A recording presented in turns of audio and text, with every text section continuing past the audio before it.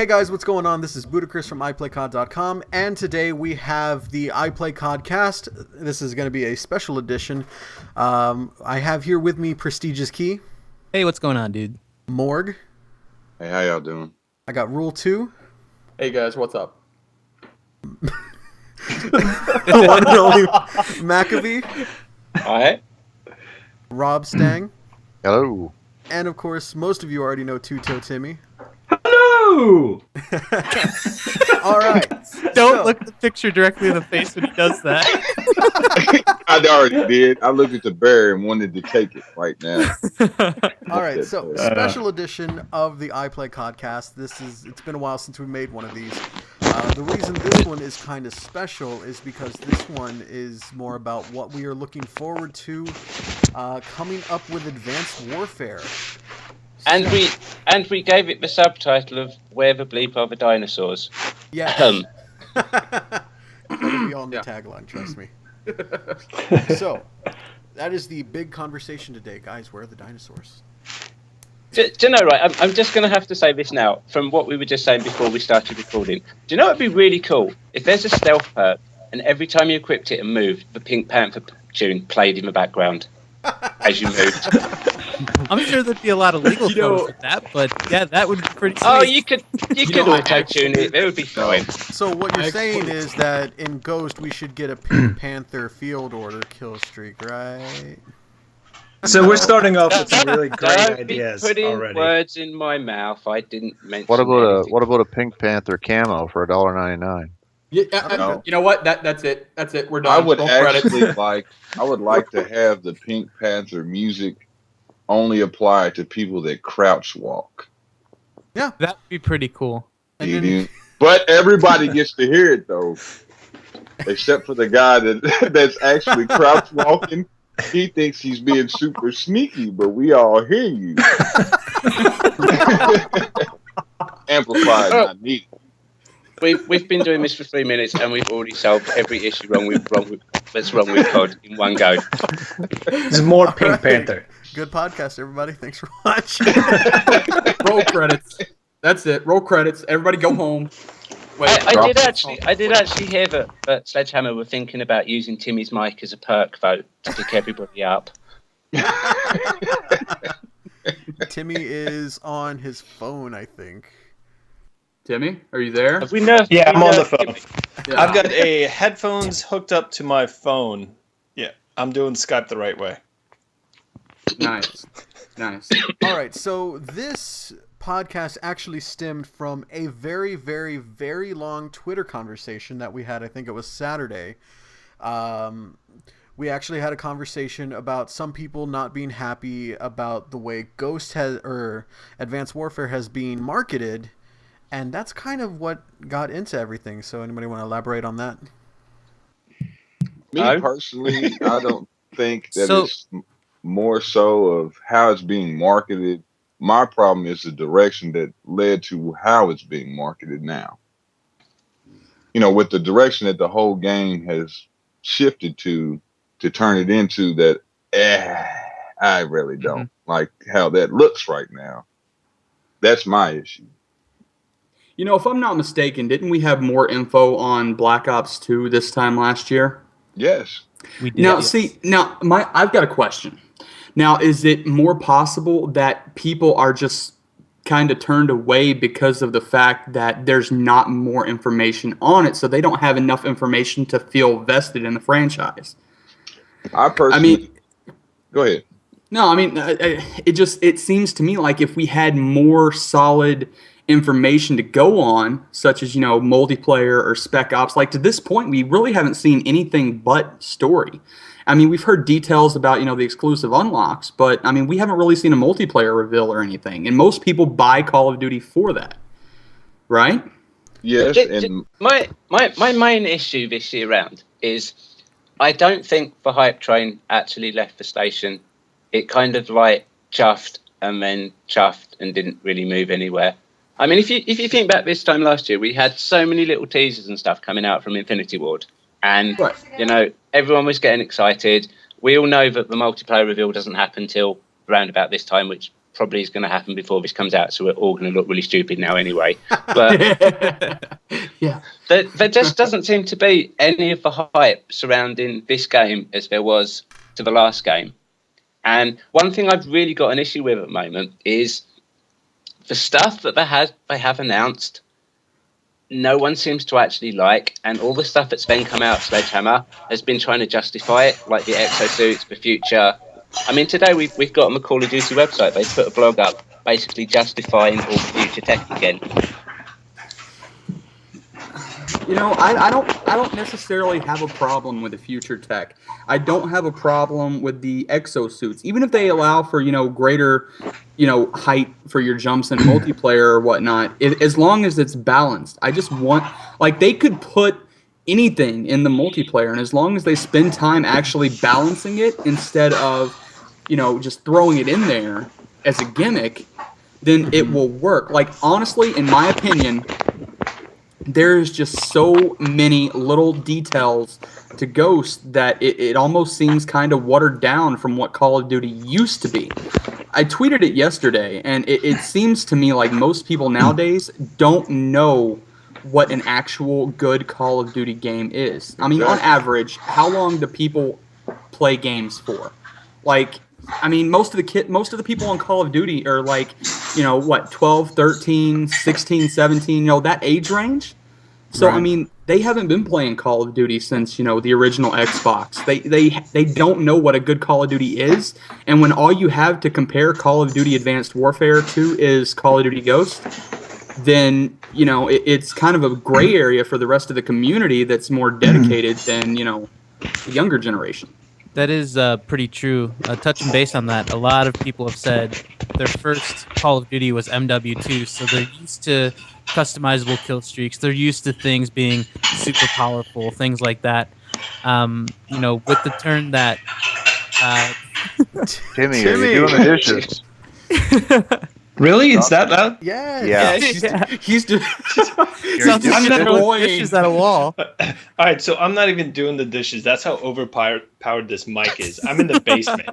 Well, perfect. Can you shut a door or anything? Wow. Hold on one sec. Okay. Jeez, that mic is just too far. Sounds like he's working in a restaurant or something. Yeah, I just took the mic off. All right. Apologize about the quality of the phone, but yeah, can carry on. Okay. But yeah, I guess I can agree with you on that. We do have people that have come into Call of Duty pretty late. You know, a lot of people starting with MW2, MW3, even Black Ops. So when they hear futuristic COD, I think that kind of puts things at a halt, to be honest with you guys. When I first started seeing more and more about Black Ops 2, that kind of made me weary of the multiplayer. But to be honest, Black Ops 2 multiplayer was one of the funnest things I've experienced just because of the way that they took things, you know, like changing things up in the streak system with point streaks, or not point streaks, the score streak system and everything. That kind of made it really fun. So I don't know. Like you said, we don't have anything yet to kind of give us anything for Advanced Warfare, which is a little bit of a downfall because I want to know what we can expect, you know, but with it under wraps, that does just kind of make my excitement level go up a little bit higher. But with all the exosuit talk and everything, it kind of makes me wonder if it's going to drift off of that Call of Duty path and become something completely different. Exactly. My main issue is, I mean, we have to look at the facts about everything. Is they brag about how they had a 3-year development cycle, right? Mm-hmm. Okay, we appreciate that. But we don't get to see that product until the same time, you know, roughly that every Call of Duty comes out every year.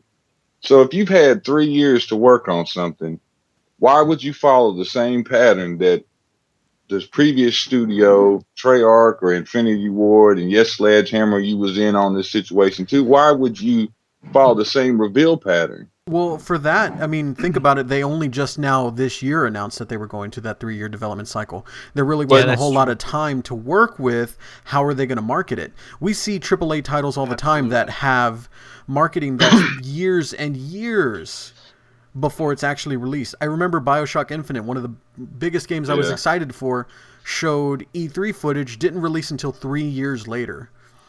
South Park did the same thing. There are big AAA titles that do that, and I really hope maybe we can expect to see that coming in the future, because it might change because this is the start of that 3-year cycle. I would assume that whole reveal process is set by Activision and not really by Sledgehammer. It most likely it's a formula that's worked in the past, and they keep going to it. And I totally get what you're saying in the form that it feels like it's a different game, but the same thing. You get the single player reveal, and then a few teasers, and then the multiplayer reveal. It's like we have a calendar, and we already know how it's going to go. And because of that, there is no hype, because we know, this doesn't pertain to me. The multiplayer pertains to me. That touches back on what Max said, though, too, was that it just never got out. Not even as, say, Modern Warfare 2, Black Ops, or Modern Warfare 3, Black Ops 2. It never got out of the station. But yet you've claimed you've had 3 years to polish this product. You've had since Modern Warfare 3. And with talks with somebody that was way up there, and Mac knows who I'm talking about, he told us that they started stripping down and started working from there on.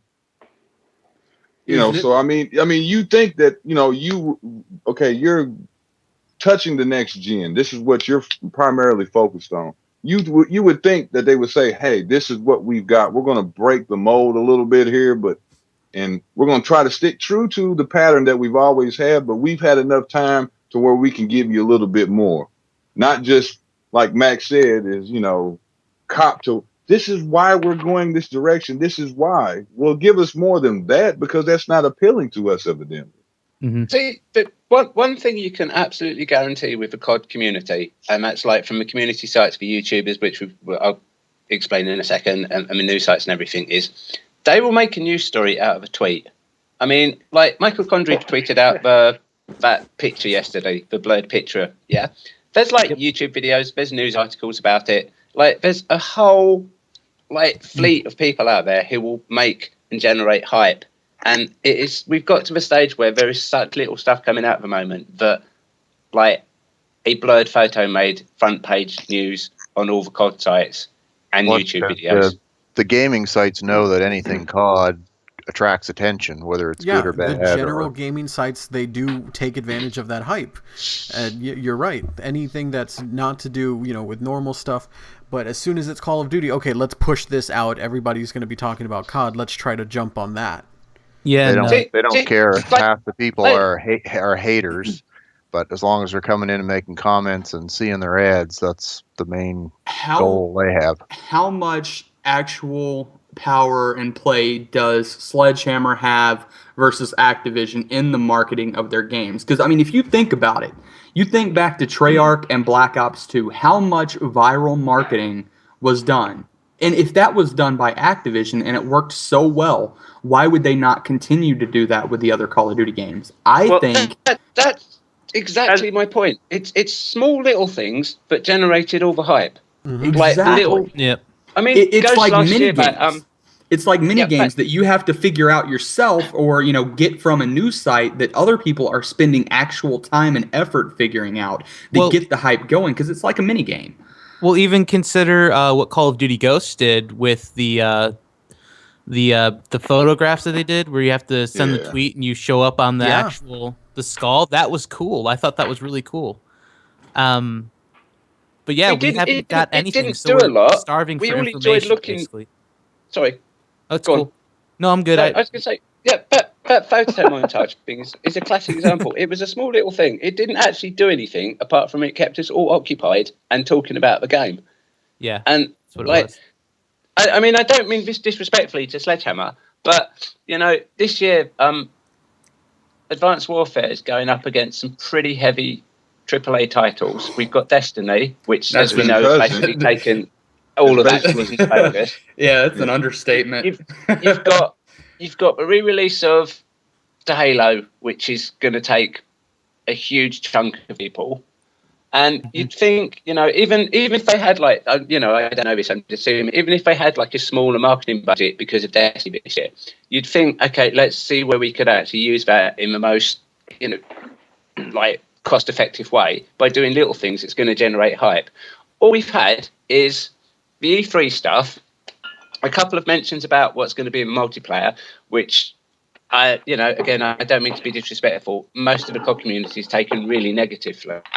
And then we've had Sledgehammer tweeting out that they've sent loads of esport players, and I don't mean this is disrespectfully against esport players who have gone to see the game. So you've got a futuristic setting that's put a lot of people off, a whole load of stuff that people don't think it should be in COD, and esports, which although a lot of people view esports, not many people actually play esports. So everyone's kind of thinking, well, the game's tailored toward esports. And they're now all backtracking, trying to justify everything as opposed to trying to generate hype, which is where I think they've kind of lost message a bit. That's one thing that I'm scared for, is too much focus on esports. Like you were saying, I love watching esports. I think it's the coolest thing. But getting that competitive in an actual multiplayer, it just kind of throws me off. It makes me not want to play. I'm more of a casual player, to be honest. Right. And I think I think Black Ops 2 approached it perfectly by having that separate thing where there's league play, where if you want to play hard, if you want to play for the win, you do league play. And that was a good separation. Although it wasn't always that populated, it did put those hardcore, faithful, winning players in that game mode. And it showed you top tier because you were able to be ranked and placed, and it was good. As to where when Ghosts came out, we had the clan versus clan, but that was so underpopulated that nobody played it. So then we kind of had the clan wars going on. Everyone was just kind of messed up and jumbled against each other, and it made for a really harmful environment for casual players, I guess you would say. So I'm just gonna go ahead and say it, and it's probably gonna be the unpopular opinion on 90% of the internet. The more options you have, the less happy you're going to be with the choices that you make. Because, I mean, think about it. If you had Call of Duty, there were no perks, and you had 2 classes to choose from, then you would obviously pick one or the other. But with 100 different classes that you could pick out, you're always going to come up with a reason and an excuse of why everybody else is beating you out, whether it be lag or something's overpowered. Then if you were to just have 2, then you got beat out for a reason rather than just BS. I actually completely agree with you there. I think I agree with that. Where I think Call of Duty's kind of lost its way a bit is I started playing on the first Call of Duty, and I got into it because the single player was following the Second World War, and I really digged all that because you kind of got a whole feeling. When Modern Warfare 1 COD 4 came out and they swapped to story mode, I kind of liked the story, but I lost sort of interest in single player because it was Call of Duty as I up to no Call of Duty. But the multiplayer was simple. Score streaks, kill streaks, whatever they were at the time. And, okay, we've all had in every game we've had an overpowered gun. But they've kind of changed the ethos of what Call of Duty is from something that was fun to play to making it into some sort of single player has to just be the sort of thing that would give Michael Bay a wet dream and more choices than you could possibly ever need in multiplayer, and we have to keep adding stuff. And I think that's where they've actually messed up now.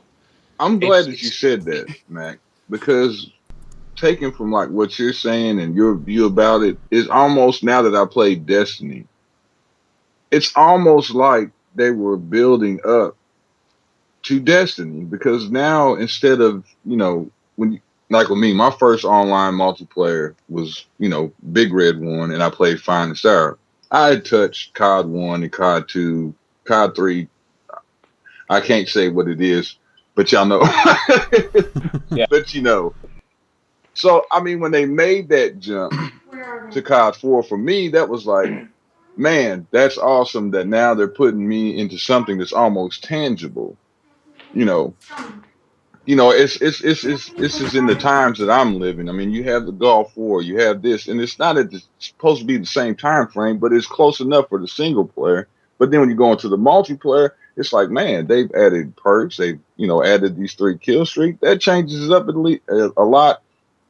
But you have to sacrifice something to gain something with the perk system. Right. Mm-hmm. World at War was basically the same thing. It was built, taking from that foundation from COD 4, but still giving back to, the veteran Call of Duty players that was used to the World War II era.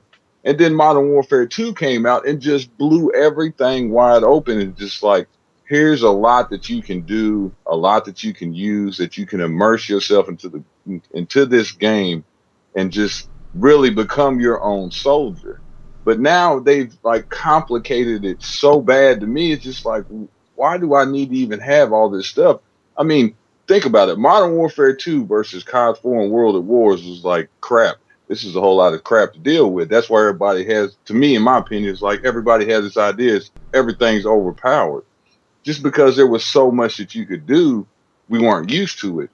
From the veteran status of, we didn't have it before. Then you had COD 4 and World at War. Now we have Modern Warfare 2, but now it's just got so jumbled and cluster effed that it's just, to me, it's just like I don't even want to touch it anymore.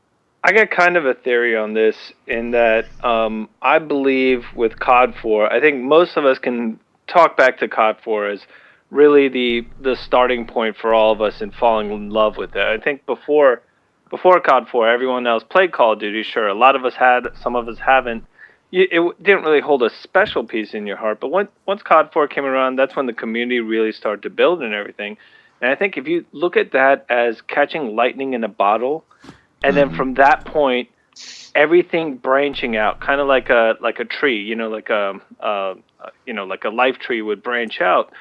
From that point, the community branched out, and everyone had different ideas of what they wanted Call of Duty to be. And along the way, Activision tried to keep as much of that in focus as they could.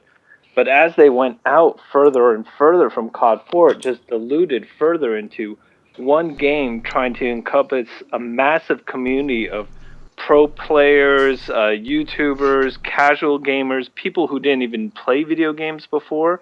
And it tried to encompass all of it into one big game, which really oversaturated the joy that most of us felt early on. And along the way, that little sliver that a lot of us enjoyed got lost. And now it's all this diluted mess of everything combined into one.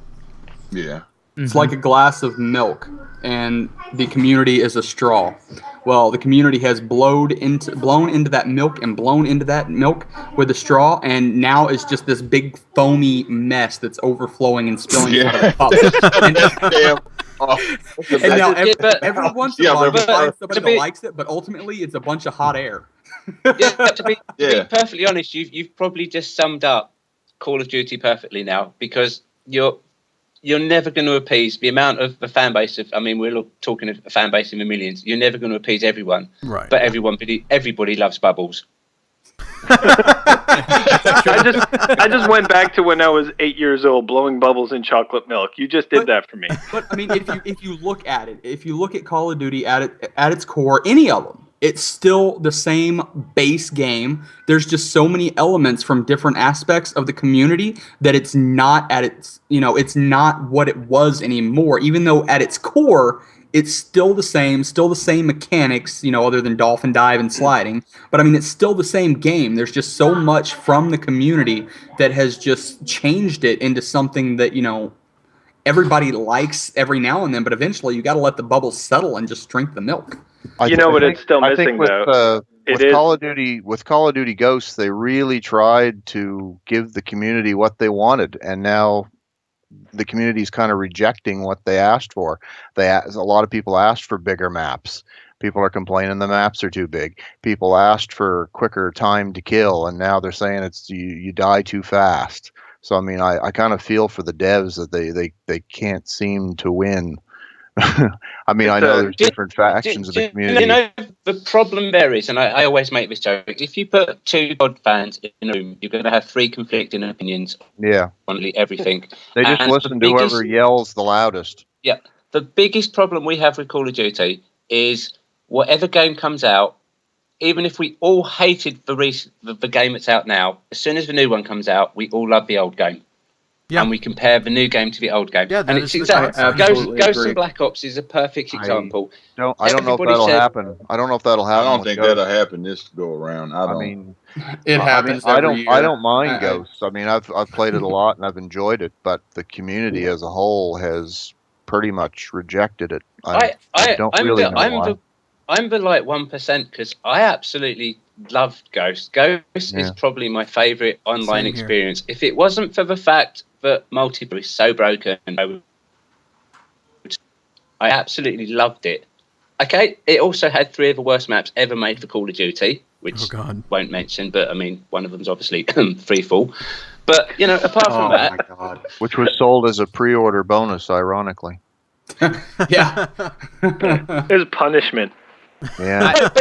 I really like Freefall. I don't know. Get out. Really? Get out. Yeah, I love that. You know, I have my time. Sometimes it's your real call bad, shall but be disconnected in 10 seconds. you got to move your mouse or something. The one thing I really loved about Ghost was it didn't matter what gun I picked up.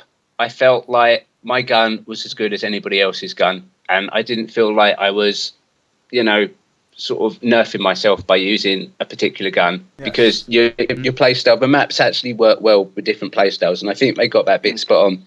The problem where they added stupid stuff like IEDs and stuff, which then took months to actually get fixed, and you know, a few spawn issues here and there, that kind of ruined it a bit. I think if they'd have followed up with community feedback faster, they would have actually kept a lot of the player base, which is unfortunately. Because that was, like you just said, the major things that I always seen, whether on COD HQ or on Twitter, was IEDs, spawns, and maps. And then you had, what was the other one? Oh, rewarding the objective. Yeah. Now, this is what killed me when I one of my seen favorite this updates right there from an employee when asked about why does not everybody that jumps on the C flag get something? You know, and everybody that then moves to the B flag gets something. Why is it just that first person that touches it? He said, because we didn't want people spamming the streaks. Well, you know, I kind of understand. You know, there were boosting lobbies on the other games in Domination to where, you know, everybody, you know, they would capture the flag in the middle or on both sides, and then they'd just switch off on the flag in the middle. I can understand what he was trying to get at, but it's still, you know, it's ridiculous to punish all of the players in the community for the 1% that, you know, would bother to get, you know, 8, 10 people, however many people into a lobby to do that. Yeah, but I mean, like Ghost, they've added now, like you get the half point if you do an objective play, which, you know, with all due respect, they should have, like, as soon as people started saying we're not being rewarded for the objective, like a month after the game came out, they should have said, here you go, we've added that, you've got half a point. Yeah. You know what I would like to see, sincerely, I would love to see this in objective game modes, domination, search and destroy, demolition, all of them. Get rid of kill feeds, or not kill feeds, but the KD overall, just period. Get rid of it. If you die, you die. It doesn't count toward your KD. The only thing KD should count toward is just team deathmatch, and that's it. I can agree on that. There's no agree point with that, but I disagree. But just because that, you're still going to have that mind. People are going to toggle that menu and try to figure out. You'll have some of these people that will literally probably write down every time they get a kill for each match. I've actually seen people like that. I can agree. But I mean, as far as the kills, though, have that number. That number means nothing. If the only way they're being rewarded, say, for like I offered up for, you know, before they even gave us the half a point, I said for kill confirmed. I said on the COD HQ, I could probably get the thread where I posted it.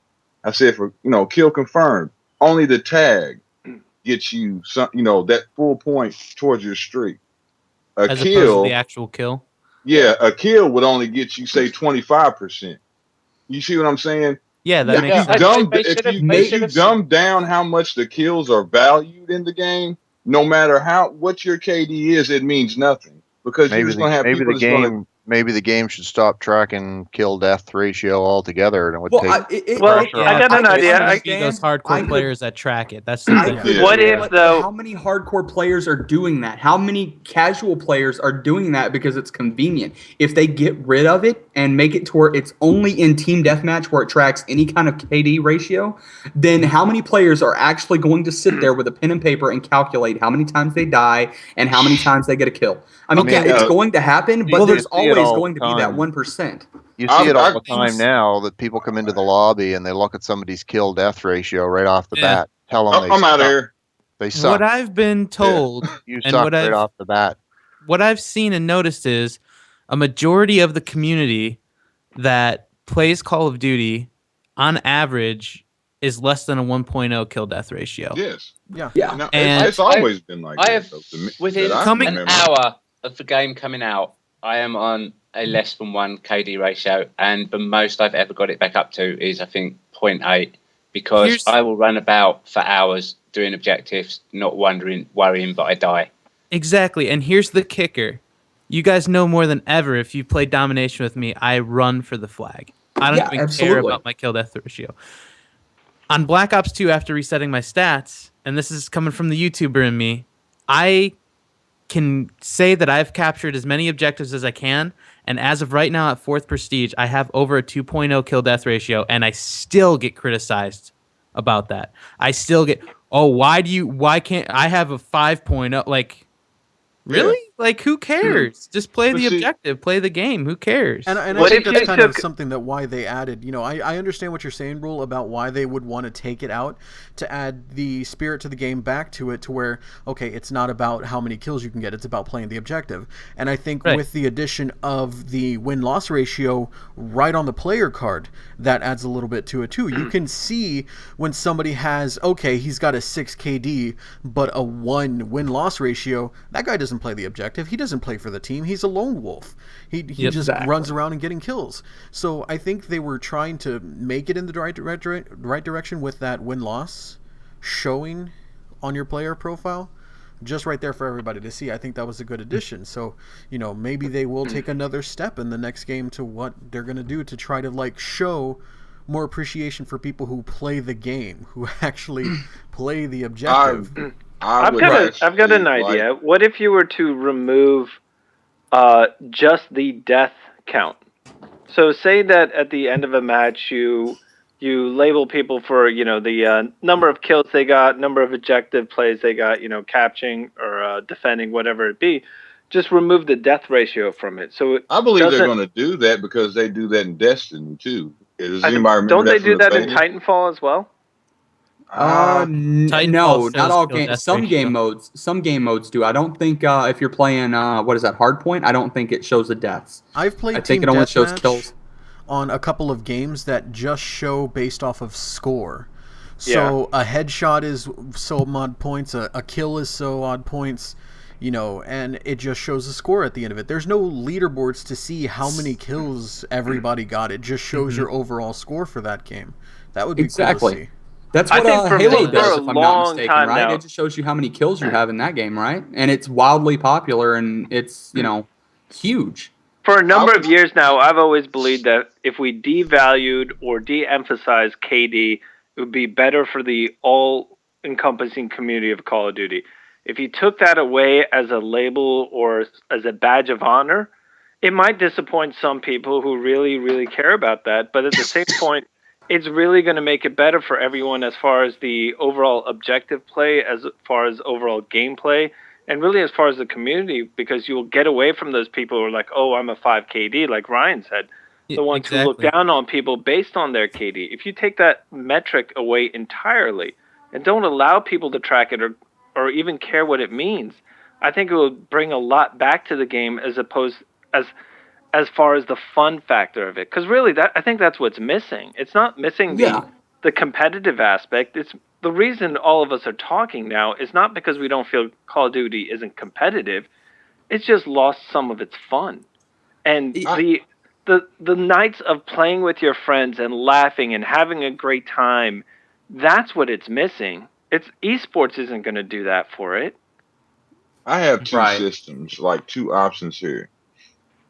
as far as after the game match, show only, like say, I don't even know how in the hell many of us is in here, but 7. say 7. Or, Say or we had six if Or you're on my 6, screen. depending on what country you're in. say we had a ground war team. All of us are playing. At the end of the match, it only showed us our side's score. And just like the opposing team, it would only show them their score, their numbers, their lead. Each, friendly and enemy would only have their leaderboard, lobby board to look at. It wouldn't show the other teams. Isn't the whole purpose of having us? Don't mean to interrupt you, but isn't the whole purpose of having a high KD really just to impress your friends rather than impress random people in lobbies? I put it on my business card. But then, Nice. we can It's go on my back, resume. We can go back. We can go Under back skills. to what could help alleviate this problem. Is that this problem and the way that the fun factors is gone and the overzealousness about the KD started really with Black Ops when they started showing the combat record. See, the problem is because before that, you only got to see that on your friends list.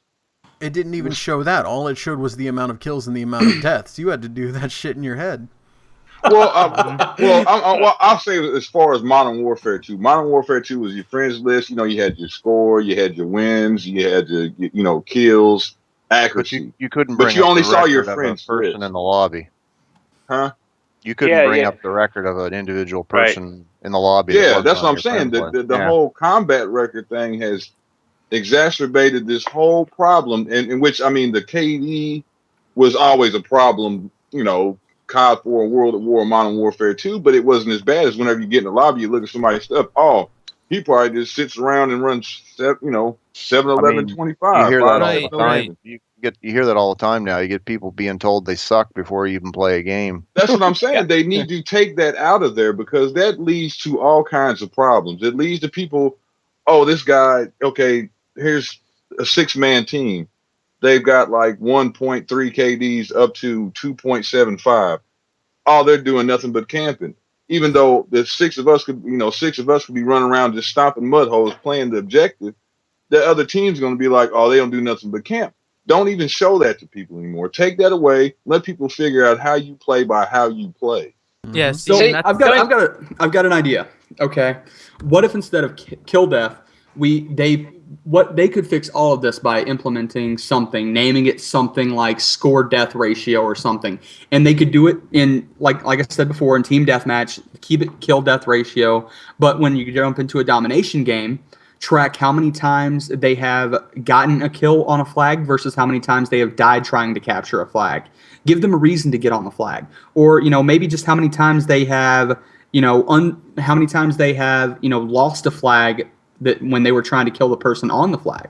They could do it and they could fix it and make it to where everybody wanted to get higher by playing the objective. Because that's all it is a numbers game, and they want to have the highest score that they can get. But also another question. How much do you guys think that the YouTube community has ruined Call of Duty, if at all? I've said that since World at War. Now, with everybody, because you've got people. You've got people that try to get 3 and 4 Moabs a game on Modern Warfare 3. I mean, if that doesn't tell the little kids that the younger kids that they have to camp to get a high KD to be good like their favorite YouTuber. Damn it, Ryan. So Ryan, looking at you. I want to chime in here. Hold on, I want to defend myself for a second. Let the YouTuber talk. Your fault. So okay, there's a few different things that you'll see in the YouTube community, and I completely agree that there are those people that will teach you how to spawn trap people, that will teach you how to do this and how to set up your people and how to get multiple Moabs or nukes or whatever the case may be. But then you also have people that just straight up do commentaries and want to engage with the community and want to try to make these ideas that could possibly make the game better, or give these ideas and basically creative feedback for the game.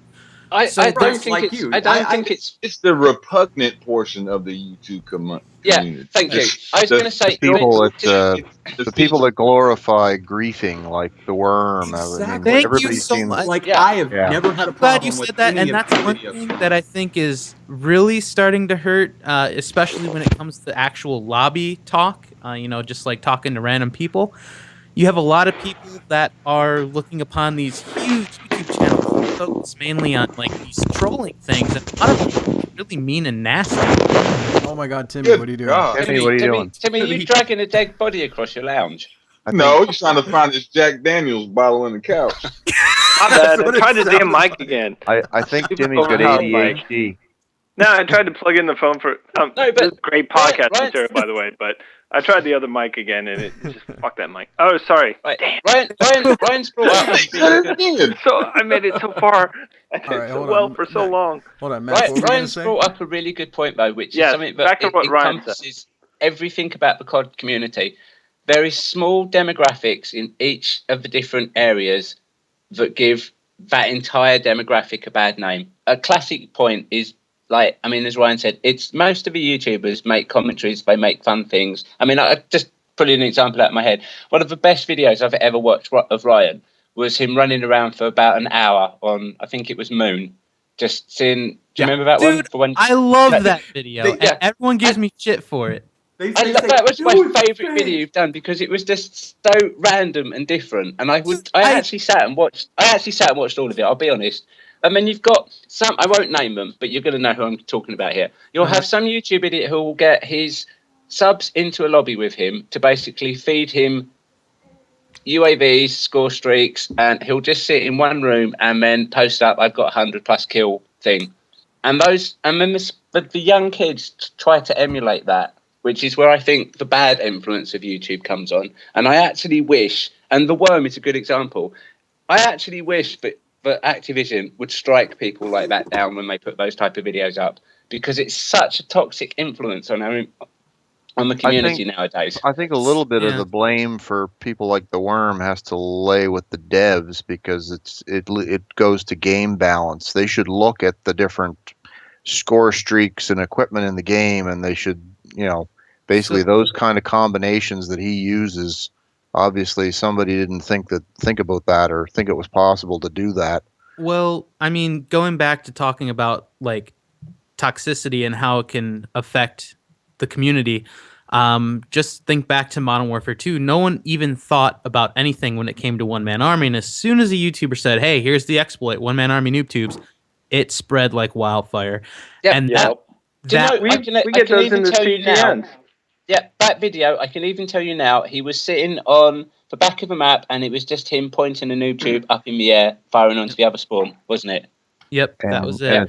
And that still not fixed. Just started and spread, and it's gone from that, just finding exploits in the game, whether it be a glitch in the map, which in some cases can help the developers patch those things more quickly, to finding exploits that can't be patched as easily or patched at all.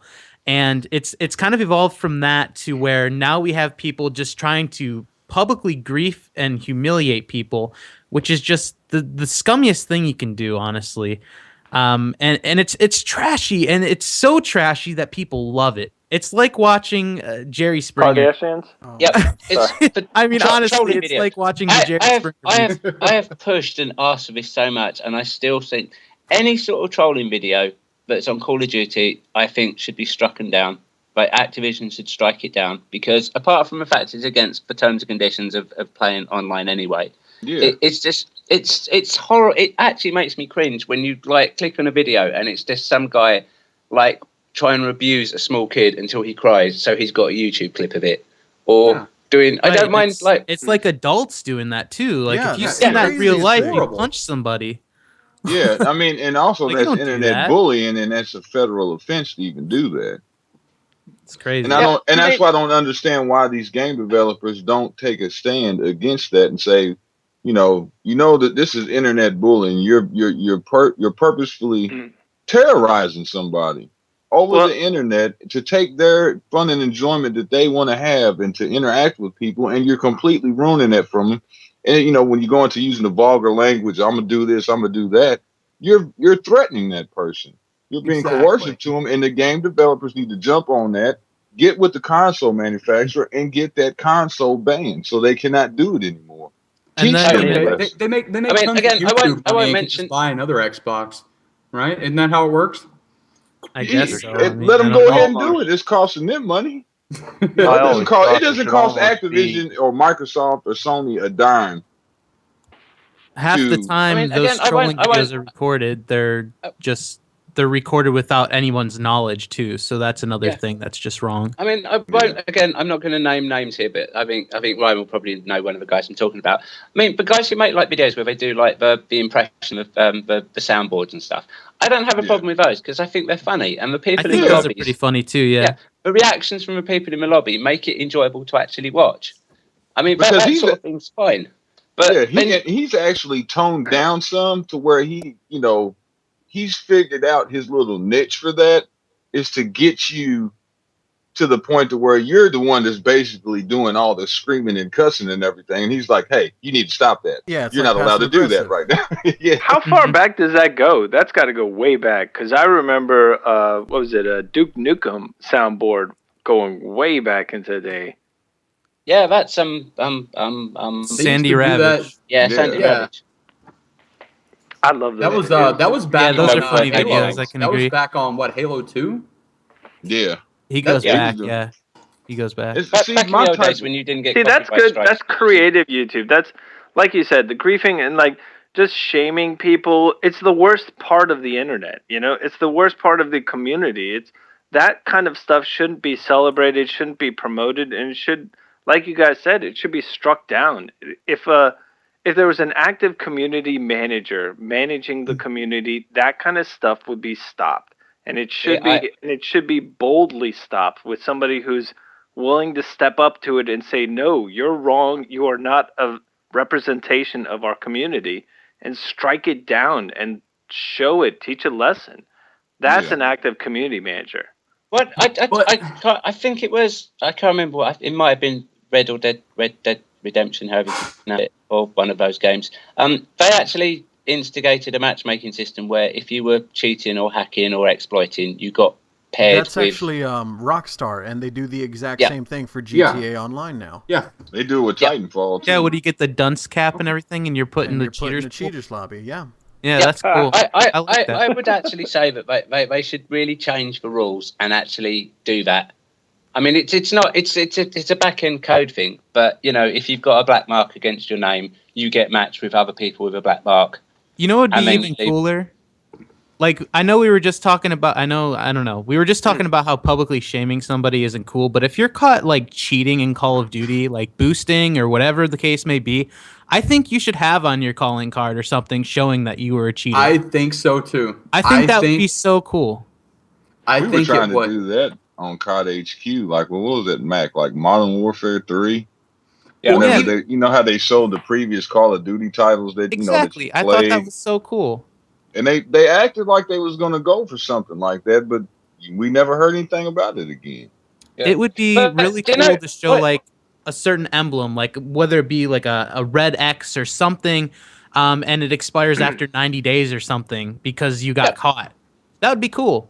But then, I mean, you would have to decide how exactly. I mean, you can't label everyone as a cheater. You know, wouldn't the people just create another account? Well, I mean, whatever. How many people would do it just to get that title? Because not that many people have it. No, not a title, an actual mark on your calling card. Like you don't actually apply it yourself. Activision or game. See, I could actually see that now thinking about it. I could see that completely backfiring where you would get how many people would go out of their way to get it. What if it went farther than that? You get the bad mark, and you also get your XP halved. And what if they went even farther than that, and they sent a nasty letter to your parents? What if it went on their permanent record? I'd rather the matchmaking just puts them in a lobby with black marked people. So you guys know, like, I mean, if you think about it, if you go back and play Call of Duty 4 right now, and you try to go into any public lobby, you're bound to find someone that's floating around the map and I was just going to speak to that. Yeah. Hence it is so Timmy's funny idea. to watch like multiple people try killing each other when they're all invincible. They hate each other. It's because they can't do anything. They're just floating around doing nothing. They have nothing You to know, brag if you about. implemented that cheaters lobby thing that Rockstar had, if you implemented that into Call of Duty, the old Call of Duty games would have more life because they would be playable still. I mean, you guys all know that we do the throwbacks, and those we have to do in private match, because if we did it in public match, it'd just be a train wreck and it's not playable. Which is why I'm still level 4 in World at War on my new account, because I can't find a non-hacked lobby on World at War to actually rank up and get a sniper rifle. The most hacked Call of Duty there is. It is totally unplayable. And you know what? Going back to my really old days of playing Doom, hacked lobbies are not entirely bad in that some of them had like modded aspects of it. You know, like playing Doom as Star Wars. That was a lot of fun. Doing that kind of stuff where there's a creative aspect of the community modding the game, that's great. Hacking it so that you can get a higher KD is the lamest thing in the world. It's the worst use of your resources. Exactly. But if you took that creativity and did like, what was it, Christmas Crash, where Crash was transformed into a Christmas map? That's brilliant. I would love to play that match. See, you've just brought up a really good point, which is going completely off tangent now. One thing that the PC COD community has been screaming out for is to have mod tools back, so they can actually do stuff like that. And when you actually look back at the development of Call of Duty, some of the best things or worst things we've actually had added to the game have actually come from the modding community. Exactly. They've been like a PC. I mean, okay, I hate the thing, but like the nuke off of Modern Warfare 2, that came from the PC modding community. And there's guys out in the PC for that. Yeah, again, you know, but it was just an example of showing you things from the modding community that have made it into the actual game, and that's like, you know, we've lost that whole area of creativity now. So now we just get like some guy will come on the COD HQ or IPlayCOD and go, I've got this really good idea, and he can't actually express it in any way apart from doing it as a post. Whereas, you know. So you guys remember how Black Ops had those player or those game modes that you could load up, like the community game modes or custom games? Yeah. Imagine if you had that with mod tools where people could post up modded games that are creative as opposed to score streak driven, where it's not a 50 prestige lobby, it's, you know, play on the moon, and it's aspects of where there's zero gravity regular game mode, and you've got all these creative aspects you could bring into the game, because I mean the community is creative. They can come up with good ideas if you take away rewarding kills.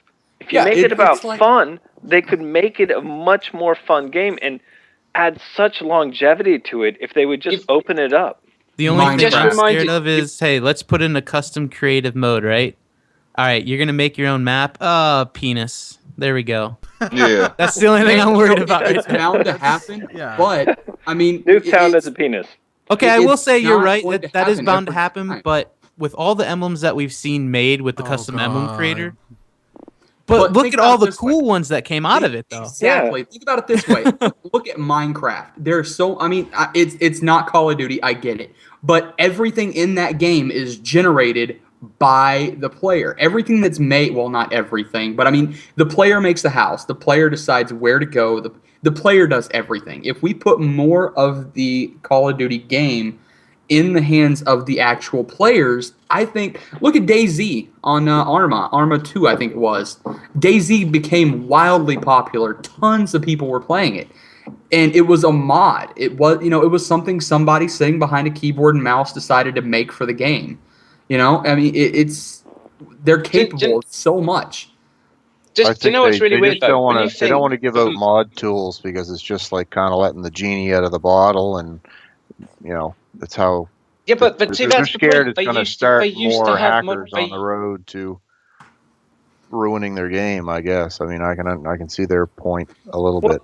Didn't Black Ops 2 have mod I want tools? Mac to say his point, but also, like, think about it like this. Imagine if you're Imagine if you're Activision and you open up this mod tool for people to develop new ideas. You've suddenly created a talent pool for people to create content for your upcoming games. I mean, where's a better place to recruit than people who've come up with stuff that out of the woodwork that you didn't even know existed? This is and not only that. I want to add to that, Timmy. I don't know if you guys have ever played any of the Trials games. Yes. Trials Evolution, Trials. What's the new one? Trials Fusion. So Trials Evolution had one of the craziest customization tools that you could think of for gaming. People would make in a 2D motorcycle game pinball. They would make Space Invaders out of these crazy mod tools. I played a full-length RPG in it. Yeah, stuff like that. You could play Slender in it. And Red Lynx, the developer behind it, actually hired some of those map creators onto their development team for the next game. Now, so I think that's it's not too far off when you have those kinds of tools available and this endless creativity pool of just people being able to do all this. We should definitely get something like that. Wait, what's a better talent pool? Is it the people who are fanboys, like us? I would love to work for Activision, pay me a lot of money. I'd love to play Call of Duty all day and make games. But am I talented? No. I have no talent at all. But those are the people who are applying. That's all.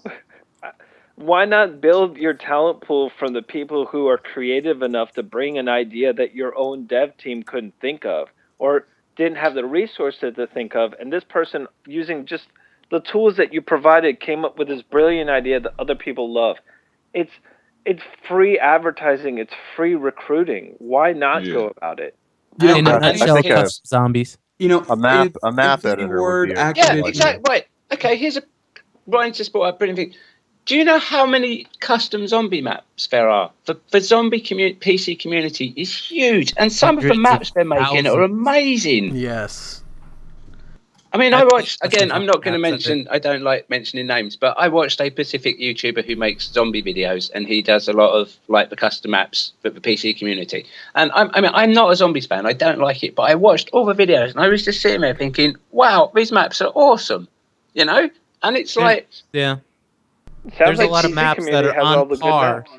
There's a lot of maps that are on par with Easter eggs, story-driven, and much, much more. Yeah, they have their own little community of Easter eggs. Like the dedication that you see behind people that play zombies now with the actual games, they have that same kind of dedicated fan base for the mods as well. That's how good it is. I think a lot of it has to do with the fact that the people creating these mods are not creating the mods so much to get paid for it as they are because they love the game, they love what they do, and they love the community.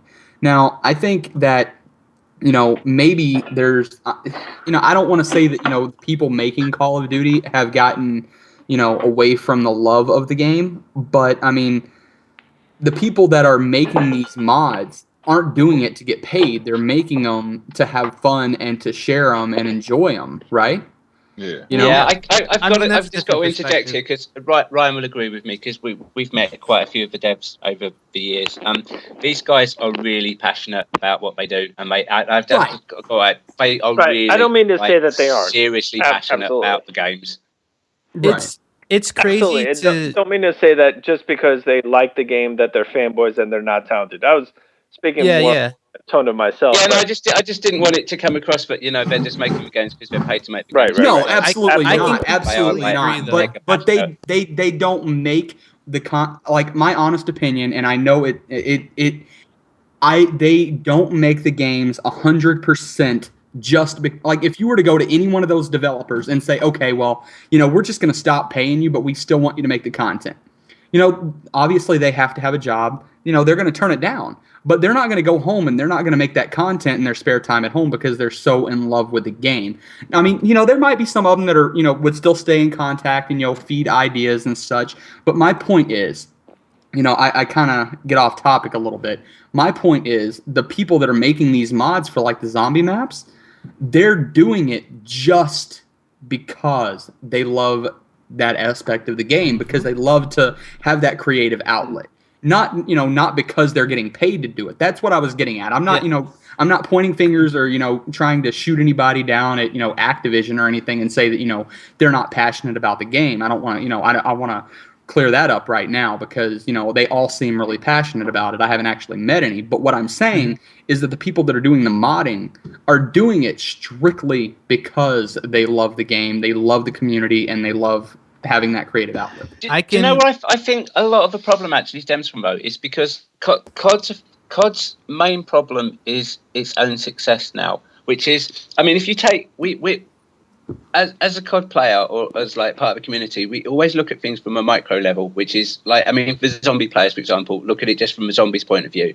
The devs at the studios now have to take a macro view, and they might really want to add something which they know one part of the community is going to absolutely love, but they have to think now there is like millions of people, so they have to make something that appeases as many people as possible. And I think in the way they have to do that now, a lot of the design decisions are made where they're trying to appease as many people as possible.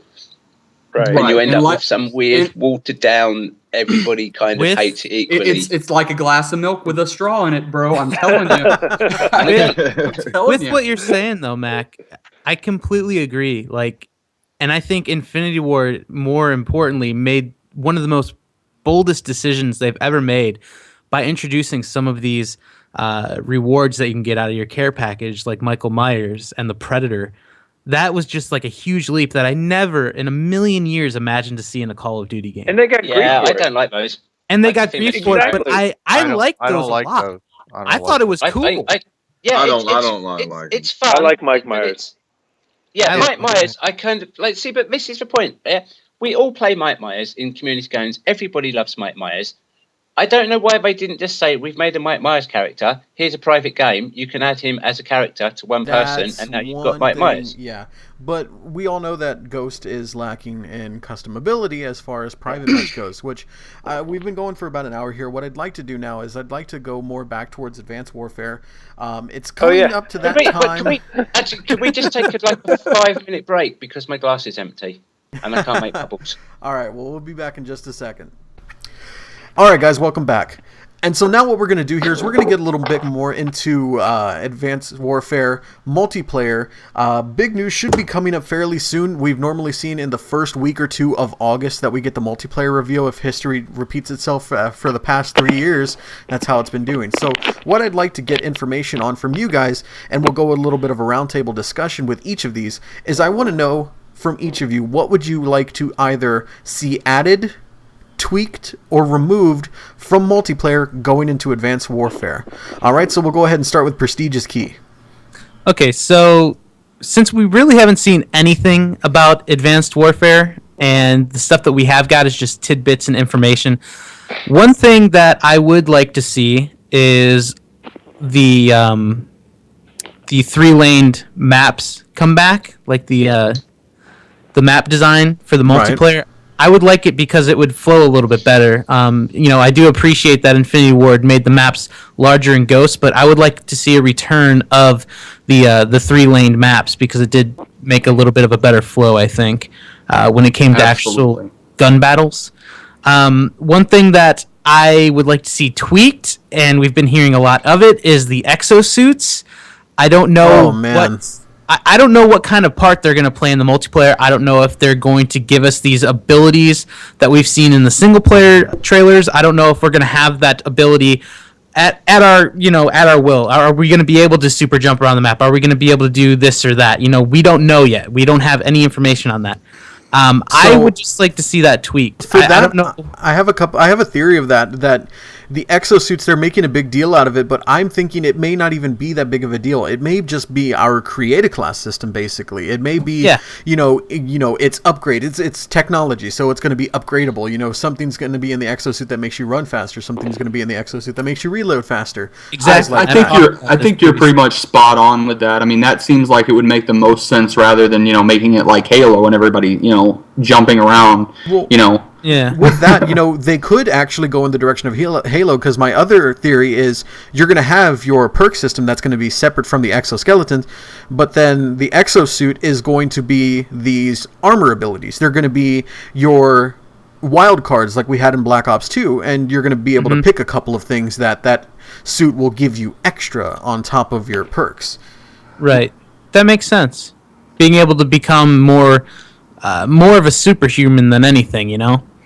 But yeah, I kind of worry about that. I don't know if it's going to be super powerful to the point where it will be annoying.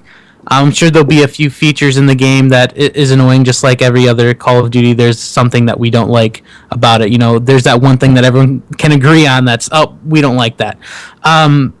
Something that I would like to see removed is explosives that do too much damage. Explosives have always been a hot ticket. I don't want to see things that can kill me across the map and explode and kill. I mean, I guess if we see some sort of rendition of the grenade launcher or something, no danger close perk. No danger close. Let it be more of a support item. You know, launchers, lock-on launchers only. Yes, that would be cool. Yes. If it is an explosive like a grenade launcher where we can actually shoot and injure, like a free fire, let it be more of a support where it does damage, but it doesn't instantly kill in one hit. On a totally unrelated subject, can we get the javelin back? That would be great. That would be awesome. I loved the javelin missile. But that's one thing that I would change, whether it be something that you place like a claymore or a bouncing Betty or something, all the way to something like the IED. I don't want to see something that can necessarily blast you to smithereens in one hit. I guess we've always got to see something like that, going back to the bouncing Betty or the claymore. But when it comes to a noob tube or a grenade launcher, rather, I don't want those to just take over the multiplayer. That's something that I don't want to see. And it kind of makes me wonder what they're going to do with all this future technology, too. How are those going to work? How are explosives going to work? What if they had laser trip mines?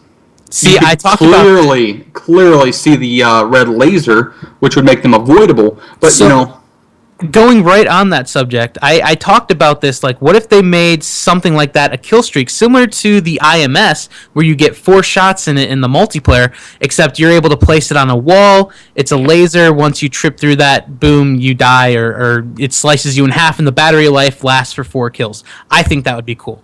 And they could also do that with motion sensors if they decide to bring them back. Instead of them being, a radial thing to where it detects people in all directions, you could just have one, place it on one doorway, and then, whenever somebody crosses it, it goes off. And don't make explosives reloadable with like scavenger or something, so there's too many around.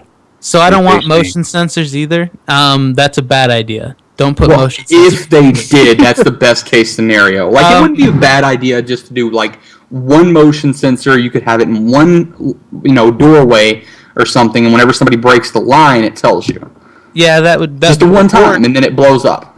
Or, something that I would like to see added is a equipment similar to what we've seen in Black Ops, where you had the tripod camera. I really liked the idea of where you could take your mini-map away and have that camera view of wherever you placed it. I would like to see something similar to that, except a camera strapped to your back. I think that would be cool. So instead of seeing your mini-map, you have a view of your butt. Like a rear view of whatever's happening behind you. Your butt?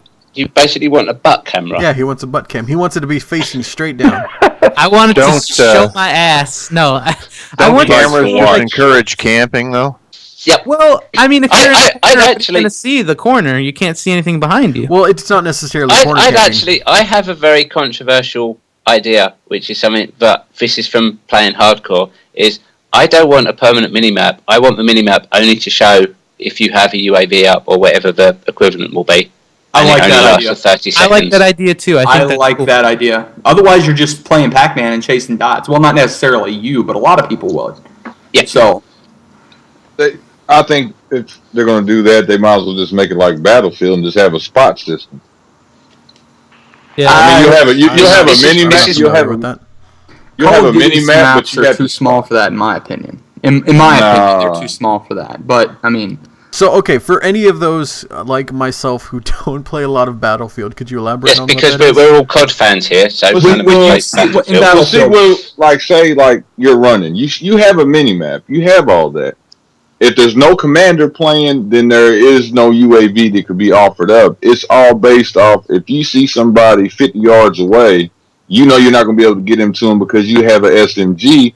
You could point at him with your hand, you know, hit the R1 button or bumper, you know, PlayStation 4 is A button. use. A button. You know, you hit the trigger button or you hit the R1 button on Battlefield on PS4, and guy throws his hands out, and then you spotted him, so that puts a red arrow up above his head that in game everybody can see until he gets good enough behind cover.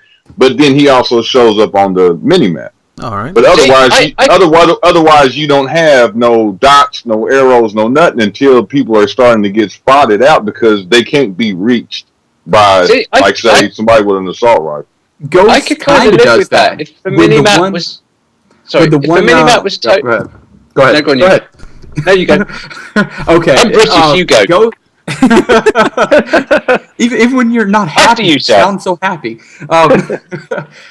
Ghost kind of does that, doesn't it? Once you get the one UAV or the whatever it is, you get the eyes on spotting to where whenever somebody is spotted, they appear on the mini-map and now I let you go ahead of me. You said what I was going to say. Thanks. The SATCOM ruined now. The SATCOM tried that, but it was a failure. So I mean, the SATCOM was probably one of the most redundant additives to Call of Duty ever. I didn't like the SATCOM. I like the idea in principle. I didn't like how it actually played out, but I did like the fact that you had like the eyes. It only actually showed up people line of sight. I kind of like that, which was what I was actually going to say. Was I could live with the minimap if the minimap was blank and only showed the map of the location, and the only time anyone actually showed up on it was with somebody on your team had line of sight on them, and then they'd last for like a couple of seconds. Question. Okay, idea. The camera from Black Ops 2. What if they found a way to incorporate it into the exosuits to where you could place that camera on a teammate? That way you can see where your teammate is going and what your teammate sees without actually being there. That way, if you had, your teammate taking point, you could follow behind him, see where the guy shot him from, or whatever, million different scenarios. You'd still be incorporating the camera, still be getting rid of the minimap and the, That's a pretty creative use, actually. Sponsored by GoPro. Yeah, GoPro camera. Exactly. Okay, so we got about 30 seconds. You know what I'd end up doing, though? Wait. We got about 30 seconds for prestiges. So anything else you want to add here? The only thing else is, I guess I would like to see customization options come back, whether it be just for camo and everything. But I say be wary when it comes to kill streaks and stuff. I think they need to simplify it a little bit more. That's about it. All right. So, Morg, you got 10 minutes. What you got? Okay. What I do not want to see is, since he just brought it up, is the character customization. If you have to sacrifice the content of the game. Yes. Because I mean, you can clearly, if you look at Modern Warfare 3 and then Call of Duty Ghosts, you have less content out of that box than from Modern Warfare 3 for Ghosts. Clearly. And that space, that RAM had to be freed up from, for all this character customization, because they completely dumbed down the way you could completely customize your player, with your loadout, your kill streaks, and, the assault package, specialist package, whatever, for each class. They took away 4 classes. They took away kill streaks. I mean, there was so much done with Modern Warfare 3. And then when you get Ghost back from Infinity Ward, it's just like, where was all the good stuff that you had, that you completely took away? But you have a crap load of space for this character customization. So that's where I'm at with that. It's good, but then if you have to sacrifice the playability and the features and the content that drive the game to be played, then I don't want to see it. They shouldn't take away stuff and then try to sell it to you later. Yes. I mean, that's obvious. Nothing in particular here, but slots. That's because of the slots. I haven't bought a single piece of DLC for Ghost as by protest with my wallet, because I think it's absolutely disgusting they did that. Yeah, I thought that was kind of lame too. As someone who prestiges, you didn't really gain any benefits right off the bat from prestiging. So I thought that was pretty lame that you had to buy the custom class slots. Yeah, I have no issue. Anybody there, but that was just kind of lame. I've got mixed emotions on that. I mean, I bought the creative class slots, but I mean, at the same time, you know, it was kind of just me being frivolous. I mean, I don't use them. I think I still got 5. Yeah, I know. You're not I the solution completely here at all. understand this. I do. I completely understand this. But I mean, you know, looking back, I probably shouldn't have. You know, not just because not support the idea of it, but you know, I don't use them. I just wanted to have them, and I've had them in the other Call of Duties, so you know, I did buy them. So for me, it kind of felt like a step in the right direction with this, because in Black Ops, they gave us the option, which they charged us for, to have basically what we have in Ghost now that came out of the box. You have these different sets of classes, and you can switch between each of them depending on what you're playing. Now, I do like that. I do like, because my characters are actually set up for different game modes. Depending on the game mode I'll play, I'll pick that particular character, and then I have a bunch of classes set up for that game mode for whatever the situation on the opposite team is. They did that part right, because Black Ops 2 wanted to charge us for that. Of course, we had the full 10 classes or whatever that you had, right. But you know, they still charge for that. You have the different sets of classes, and when Ghost, you know, came out, they didn't charge us for that, but we were limited to 5 classes, you know, so it was like they kind of wanted to try to take it, but didn't do a very good job of it. So whatever way you try, and whatever like side of the line you're on, at the end of the day, you still end up with that. For every previous Call of Duty, you had 10 creator cast slots, and in Ghost you didn't, and you had to buy the extra ones to make it up to 10, which is what I disagreed with. So they actually took something away to sell us back. Right, and I completely, like Timmy said, you know, I'm part of the problem. You know, I understand. You know, there was no point to actually buying them, and you know, we did kind of get ripped off out of the box. But you know, I bought them with the intent to use them, and I haven't. But yeah, you know, I mean, I bought the Black Ops 2 slots. I've never used them because there's 100 of them. I never ever used them. I spent 3 hours setting them all up and never used them. You probably used what, like 5? Yeah. Yeah.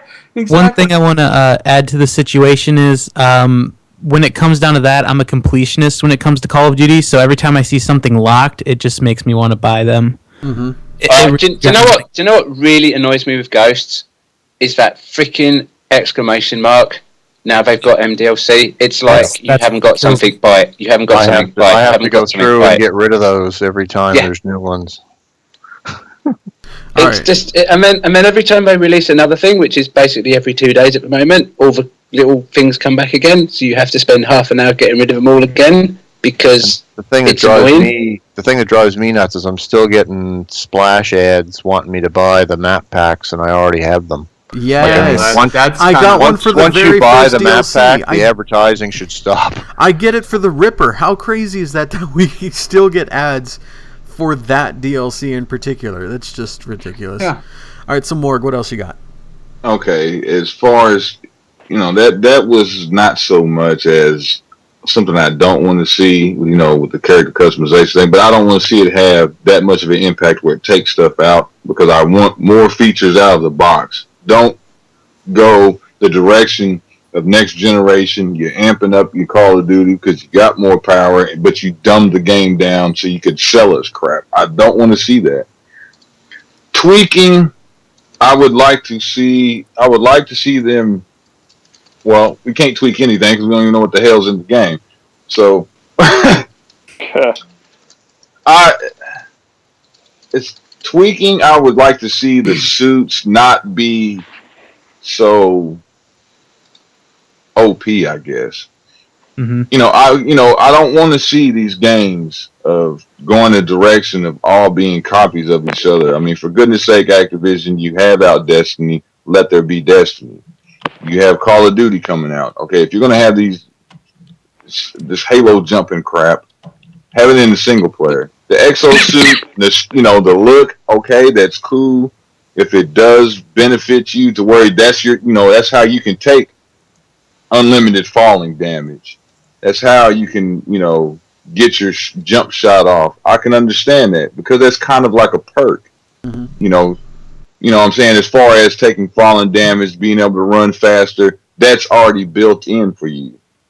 You know what I'm saying? That's your suit. So that frees up perk slots to be able to do different things for like camouflage, not camouflage, camouflage in the sense of like cold-blooded and, stuff like that. Have it like that. I don't want a game that is not based on a militaristic first-person shooter as much as it is a moon shooter. Mm-hmm. What was the other one? Oh, you don't have to answer all of them. It's just whatever you want. I thought it was It's not like what we would like added to Advanced Warfare, what we would like taken out from previous CODs to Advanced Warfare, what we would like tweaked from previous CODs in Advanced Warfare. Okay, what I would like to see, oh God, that list is awesome. But something that is missing that was awesome from MW3 was the creator class. Was the total customization that your loadout, like you was talking about, how you don't want to have to constantly remake your classes. You had 10 classes, you know what I mean?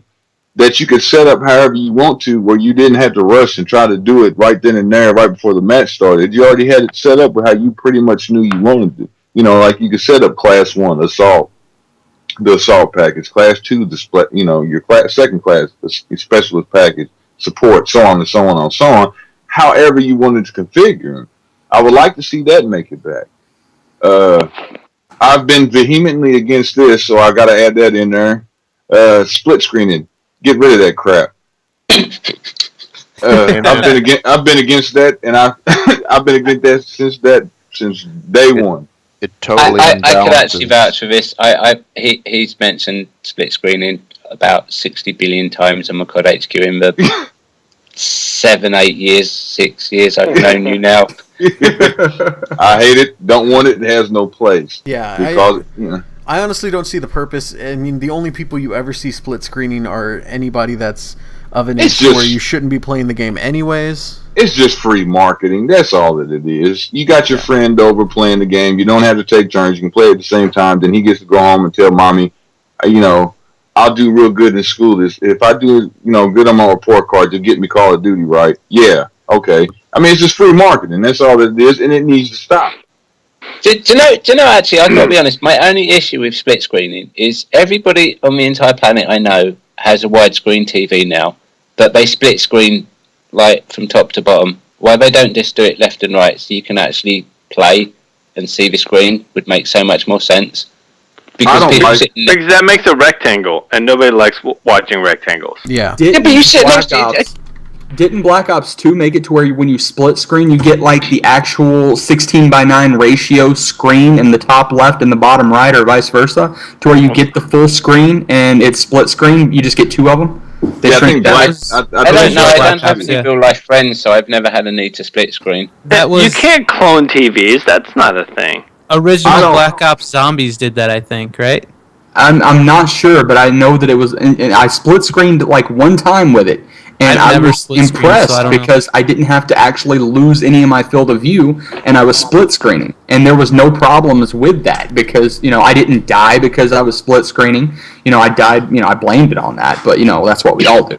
But one thing that I can't say is when it comes to split screeners, and I'm kind of biased against it, or I don't know how to say it, but I know that about 80% of the time when you have split screeners on your team, you can almost guarantee at least one of those split screeners is going to do really, really bad. Yeah, there's no doubt about it. So, moving on, let's go ahead. Rule 2, you got the floor. All right. Well, things that I want to see in the next Call of Duty game in Advanced Warfare, I want to see a very balanced game where they spend a lot of time actually balancing things rather than just bringing new features to the table just to have them in there, whether they be gimmicky or not. Are you talking about just bringing new things to counteract things? If you come up with an idea for a perk, and the perk isn't going to work, so you have to come up with another perk to counteract that perk, but then something's broken with that perk, and you have to come up with another perk that you have to use in conjunction with this perk to counteract the first perk you came up with, then it's obviously broken. Like, I think Black Ops 2 did it pretty much, hit the nail on the head with the balancing. And what they did, David Vonderhaar tweeted I believe it was him anyways, that they made a card game out of it to, check the balance. And that's how they balance the game, because you cannot make a gun in a game and play it and every time come out with the same result. If you have actual statistical data, not just, how the gun feels, how it handles, how, heavy it, feels, quote unquote, in the game, you got to have some kind of actual statistical data to back it up. I think that Black Ops 2 did an amazing job on balancing. They had a few things that were overpowered, but they jumped right on. I would like to see strong after-launch support of the game as far as, patching and fixing things that are overpowered. Now, I understand, after developing the game for 3 years, people need time off. But, I think there should be, I really want to see post-launch support for the game. Things that are needing patched and stuff. And I think Infinity Ward has done a bang-up job on that so far with Ghost. I know it may not be the changes that we really wanted to see. Not everybody, of course, is going to get what they want when you're dealing with this big of a fan base. But they were pretty consistent about the patches and things that they were fixing. Now, albeit a lot of it were fixes to things that were broken, but there was some gun balancing in there. I'd actually disagree on this point. And Morg will know what I'm about to say here, I think. IEDs. Yeah. No, Modern Warfare 3, not many people know this because not many people actually go to the COD HQ anymore. We had a thread on the COD HQ. I got banned, so I can't go. Okay, on Modern Warfare 3, we had a patch and hotfix thread, which was basically populated by all the forum regulars and the devs. And a lot of the changes that got made in Modern Warfare 3 directly came from the discussions we were having, because all of us were in the thing, we're looking at like the game from a macro point of view, and we weren't saying I don't like this gun, we were saying, this is overpowered. I mean, sometimes it took us a few months of banging our heads against the wall, but I mean, things like getting C4 blast Dead Man's Hand nerfed, that came from there. A few of the gun changes came from there. I can't think of how. I mean, matchmaking was the biggest one. That got changed because of that thread. I can imagine how frustrating it is trying to figure out which one of these problems, that the communities are finding, and which one to, patch first. Because I mean, if you have, 1 million players all coming at you with, 50,000 different little things that are wrong. One gun is overpowered versus one perk being overpowered. It takes time to patch these things, and I realize that. What if they had some way, I'm not sure exactly how they would incorporate it, but what if they had some way to come up with like a community poll and got to poll the community on which thing they wanted, them to focus their attention on the most? I think that's basically what COD HQ was. No. They need to, like what they have now, they should have COD HQ, IPlayCOD, and like, what's the other website? Nah, I can't think of it. There's like 50 million of them. Well, but you have your three main. That don't matter. Digital Warfare 24/7. Yeah, DW 24/7, and then I like that. Arcade Elite Nims one. What is that? See, I don't do forums, so I don't I've been to iPlayCOD. I've created an account. I think I have like 1 post. I've been to the Call of Duty forum. I've got like 10 posts, but I don't do forums. So that doesn't help me out at all. But see, that's why the developers should create and frequent, like Mac was talking about with MW3. That's how Dead Man's Nuke got reduced down, was because we stayed on them about Dead Man's Nuke being so ridiculous that that was one of the main. Morg knows it took us months of arguing with Gandhi before they actually saw what we were trying to say, and it wasn't just we were saying we died, it's overpowered. We actually explained and demonstrated the blast radius. And I think what actually didn't help was the fact that I then went in and said that I was playing Team Defender, purposely dying 4 times, so I actually got hurt and running into rooms purposely to blow up. Yeah, and they need to use that as a coherent way to get feedback. Just have that thread they have moderators to say this is just for this, and then leave it at that. Don't come in here flaming. Exactly. That's what I was getting at. We need one structured place to where we can go in and say, okay, this is where you leave feedback. If it's not feedback, the post is getting deleted. Come with something other than fix your game, it sucks. Because that's what a lot of people do. They get on, they die because they're not good or whatever, and then they go off on Twitter and say, fix your game, insert, at whoever, and kill yourself, which is extremely unfortunate because people actually do that. Oh, God, that makes me cringe. Yes, I know, and it's ridiculous. But, we just need one place where, the developers can say, okay, we're listening to the feedback here. Go here. This is, no disrespect to IPlayCOD or any of the other sites here at the moment, but this is why I've been pushing so much to get the COD HQ fixed, is because, Michael Condrey, no disrespect to the guy, he's posted a ton on Reddit and stuff, and okay, there's mods on Reddit and stuff, but the COD HQ is the only space on the internet which Activision has full control over, and they have actual Activision mods, and they can control what is said, what isn't said, what's deleted, what's relevant, what isn't, and they need to actually build on that and use that as a community hub for feedback. Period. That's what it used to be. But then that's what it used to be. I don't think the devs have been on the forums for years. Yeah, you had to, when JD was a community manager, Vaughn used to post during World at War. You had from Infinity, we had World at War. You had the Infinity Ward forums. They had a lot of them on there before they collapsed. Well, who's the aspect of the community that you're going to listen to? Is it going to be the active players? Is it going to be the people who are old school players? Is it going to be new players? We touched on this a number of times in that the community is so vast right now. You can't expect people with concerns to go onto a forum, create a reputation, and start posting. Well, that's where you go into it. You snooze. If you have 80% of the people on that saying that this one aspect of the game is, broken, it needs patched, needs nerfs, needs debuff, then at that point that 80% of the people posting on there feel that needs done. The other 20% would obviously be posting about something completely irrelevant, but at 80%, you could at least go in there and see, okay, maybe they have something to go on, let's do some further investigation. Yeah, right. And so as a hypothetical, let's say 80% of the people on the forum feel that one specific gun is overpowered, while 80% of the people on Twitter feel that a different gun is overpowered. Which group do you listen to? I'm not saying that they should just patch the gun based on the 80% on the forum. I'm saying that at 80% on the forum, they could at least consider it a valid concern that may need more research. They can go in at that point, look at the numbers, look at the damage at ranges, and then they could determine whether or not it actually needs to be buffed or nerfed depending on, how it stacks up against the other guns in its class. All right, Rule, you got about a minute now. Oh, wow.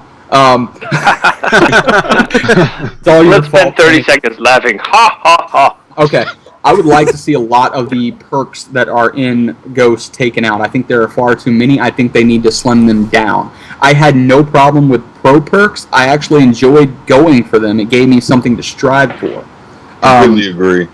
The tweaks I would like to see a lot of innovative features on the advanced warfare side, as far as future tech, things that are in development or possibly even stretch beyond that to things that aren't even in development but are completely plausible. I would like to see them just go crazy with the technology, keep it balanced, but add some, like the camera on the exosuit thing the idea that I had. I think that'd be really cool. Sponsored by GoPro. All right. You're really like the poster child for the problem. Everything you've said so far is like you've said like the cameras, more technology. Just scribbling off my Christmas card list. Yeah, you are the problem. You are the problem. You're the bad guy. All right. Well, no, it's advanced warfare. I want it to be advanced. I don't want it to be like Black Ops 2, which was also advanced. I want it to take a different route, but still showcase that advanced. Set itself apart with the technology rather than just the few advanced quote-unquote things that Black Ops 2 had. See, we've all been sitting here, like, for the last 4 months, scratching our heads trying to work out who the target audience is, and it's you. Just you. Yeah. All right, Timmy, you got 10 minutes. Yep. Oh, all right. So, hold on. No Dragon Dead bodies or washing dishes and. Yeah. All right. No. I just opened a beer. That's all. So what I would like to see. This comes from a selfish point of view because, you know, I do some of the throwbacks and those are fun, but really the customization. I would want a non-value based customization tool. So imagine it as a private match where it's very, very customizable and there's no value associated. So you're not really worrying about like the XP associated with something. There's no boosting. There's no matter of that. But it's wide open. You know, open it up to everything. Let us figure out those fun little mini games within the game that could really grow the community into something that's beyond the basics that it is right now. If you opened it up, and I mean, I think we've touched on this at points in the past. I think if you open it up to moderators or to mods, to where you could change the game a little bit, tweak it here and there to the point that the community could really focus on the things that they really enjoy most about it, and then take away the value of it, so that if you're playing the core game, you gain the XP, you level up, and so on. But if you want to play more for the fun aspect of it, or something away from the value-based portion of it, that you can play these game modes that are modded to more of a, you know, me and my 12 friends want to play this game, and we want to play it with a Star Wars background. You know, whatever it is, somebody puts the work into it and leave it up to the community to do the work. I think that would be something that I would love to see. The more customization I can get into private match, the more fun it is. Where I could get people to be able to jump twice as high and shoot, like, you know, where it takes a rocket to blow somebody up as opposed to, you know, 5 bullets to kill somebody.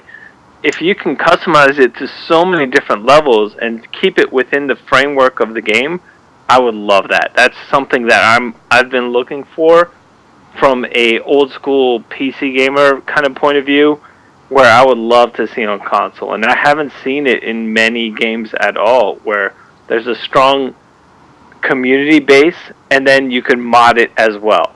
And Call of Duty could take the lead on that, or it would be an aspect that would really grow the community within, internally. Makes sense. Seems sort of like how in World at War you could do the death cards and you can get the paintball thing. That was so cool. Yeah, where you can shoot paintballs instead of the bullets. I think that would be cool to see in like a private match. Yeah. I know at one point you could actually use the death cards in zombies, and that made really fun. I mean, just the customization for that was amazing. So to see something like that built into the private match would just be cool, or, you know, just to have all the different types of options that you can choose from, whether you want to have super double health or whatever, this player only gets 1 point of health, or whatever the case may be, super jump, moon landing, background changes, mess with the saturation, stuff like that. That would be awesome. Yeah, I mean, take it to a point where it doesn't take away from the core value of the game, where people are like putting in the work to earn those new levels.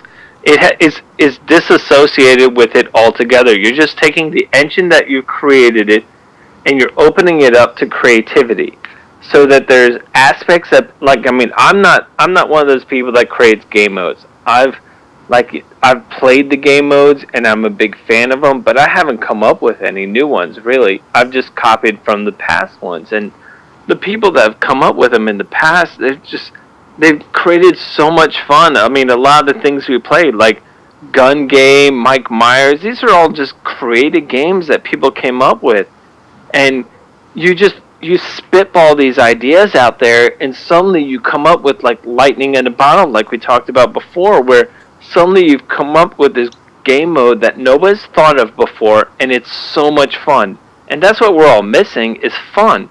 I don't care about my KD. I don't care about my win-loss ratio. I want to play a game where I'm having a good time, and I want to have a good time with the people I'm playing with, and I want everyone I'm involved with having a good time, and that's the focus. The focus isn't getting to the top of the leaderboard. The focus is to have a ton of laughs and have a great time. And I think if you open up the customization to it, if you open up the fun aspect of it, as opposed to taking yourself too seriously and thinking you're this MLG esports like hardcore game, if you open it up to like we're fucking Mario, sorry, damn, I cussed again. If you open it up to if you open it up to we're Mario Kart, oh my God, you've opened up this first-person shooter to so much fun, and really that's what we all miss. If everyone talks back to it, everyone has fond memories of those moments they were with a group of like 5 or so friends, and they were laughing hysterically because they were having a great time. Nobody talked about that 360 like no scope shot they got. Nobody cares. That's not what you remember. What you remember is the fun you had with your friends, and I miss that the most. Right on. That's Absolutely. really what I would love to capture back. I don't care about the weapons. I don't care so much about the balancing. Quite honestly, I'm gonna pick the OP weapon whenever it's available. If you balanced it, I'm gonna pick it. My bad. I love like a FAMAS. What can I say? I'm that guy. But if we're playing private matches, if we're playing for fun, then that's all I want to do. All I want to do is laugh. I want to play an objective. I want to have a team lose, and I want the losing team to laugh. I want the winning team to laugh. I don't want this whole animosity, like this fabricated animosity between a group of people because we're playing against a scorecard that doesn't matter in the long run. Nobody cares. The point is to have a good time, and that's what I think is missing is if you bring back those modifications, if you take away the scoring aspect of it, I think that's what I would love best. Absolutely. Makes sense. I completely agree. Timmy wants Timmy, to you the real MVP. All right, Timmy, you still got about 2 minutes. Anything Oh, else? so tweak it. So give me more overpowered weapons and let me know what they are so I can wreck people in public matches. Yeah, what was the other part? Remove. You know, like, I'm not going to be a person who's... Alright, so we've talked about this in the past as well, where we all love Call of Duty 4. I don't think there's a COD player who doesn't love Call of Duty 4, but, you know, everything is rose-colored when you look back at it. When we look back at Call of Duty 4, it was... The kill streaks were overpowered. You know, we love that combo, but at the same time, you could stack them over each other. So if you were playing Dom against a bad team and you had 2 capture points, you could spawn trap them for 10 minutes. And it was a miserable experience to be in that situation. And every one of us who's played it enough remembers it. Mm-hmm. So I'm not going to say take that away. I think the customization, I think that adding to it helps. And you know, you've got to evolve. If you don't evolve, you're the same game every year. And I don't have too much of a problem with them trying to introduce, you know, the extra jump and the exosuits and all that stuff and like different kill streaks. I like the innovative design of it. I wish they would come at it from a point of view of being different, not just being different for the sake of being different. You know, Advanced Warfare has got an opportunity to branch away from the Call of Duties of past, and I think that's something we're missing. We miss Call of Duty 4, but for the most part, there's games in between there that we really didn't like. You know, I mean, like everyone looks back at them fondly, but I remember spawn trap conversations galore for like Black Ops 2 and Modern Warfare 3, and people complained about them all the time until they were gone, and then they talked about them how great they were. And And the thing is, you have to keep innovating and you have to keep trying new stuff. I would like them to branch out further. I have old Call of Duties. I don't need to play a new Call of Duty over again. Same thing with Madden. I mean, if you relate it to Madden, there's old Maddens I can play. I don't need to play a new Madden that's a slight tweak over the past Madden.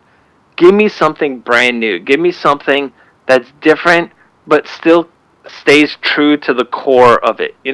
Advanced Warfare has got an opportunity to do that. They're going to add some elements in there that none of us have seen in Call of Duty before. And it's got an opportunity to be far different while staying with the core of it. So they've got a chance. They could botch it. None of us know, but hopefully they branch far enough away that it brings the community with them, but keeps to the core that we all love about Call of Duty. All right. Right on. All right. So next up on the list, Rob, you have the floor. Yeah, all we've seen so far, of course, is single-player stuff, but what I've seen so far I'm a little bit nervous about because it doesn't seem like the Call of Duties we've been playing all these years. The exosuits and stuff, I'm still kind of hoping that it's going to be like a kill streak thing. Like you'll earn an exosuit and it'll last so long and then run out of power and you'll be back to running boots on the ground kind of thing. I don't know if that's true. Probably not. Well, you get a gold one with pre-order, so I don't think that's really going to be the case. Yeah, probably not. But They also I don't know. How would you feel if the exosuit was actually a perk though? Like you equipped, say like lightweight, marathon, some other thing, and the look of the exosuit changed, and instead of calling them perks, they were just bits you put on your exosuits. That wouldn't be so bad, but it's the super jumping and the climbing up the walls with the Spider-Man gloves and.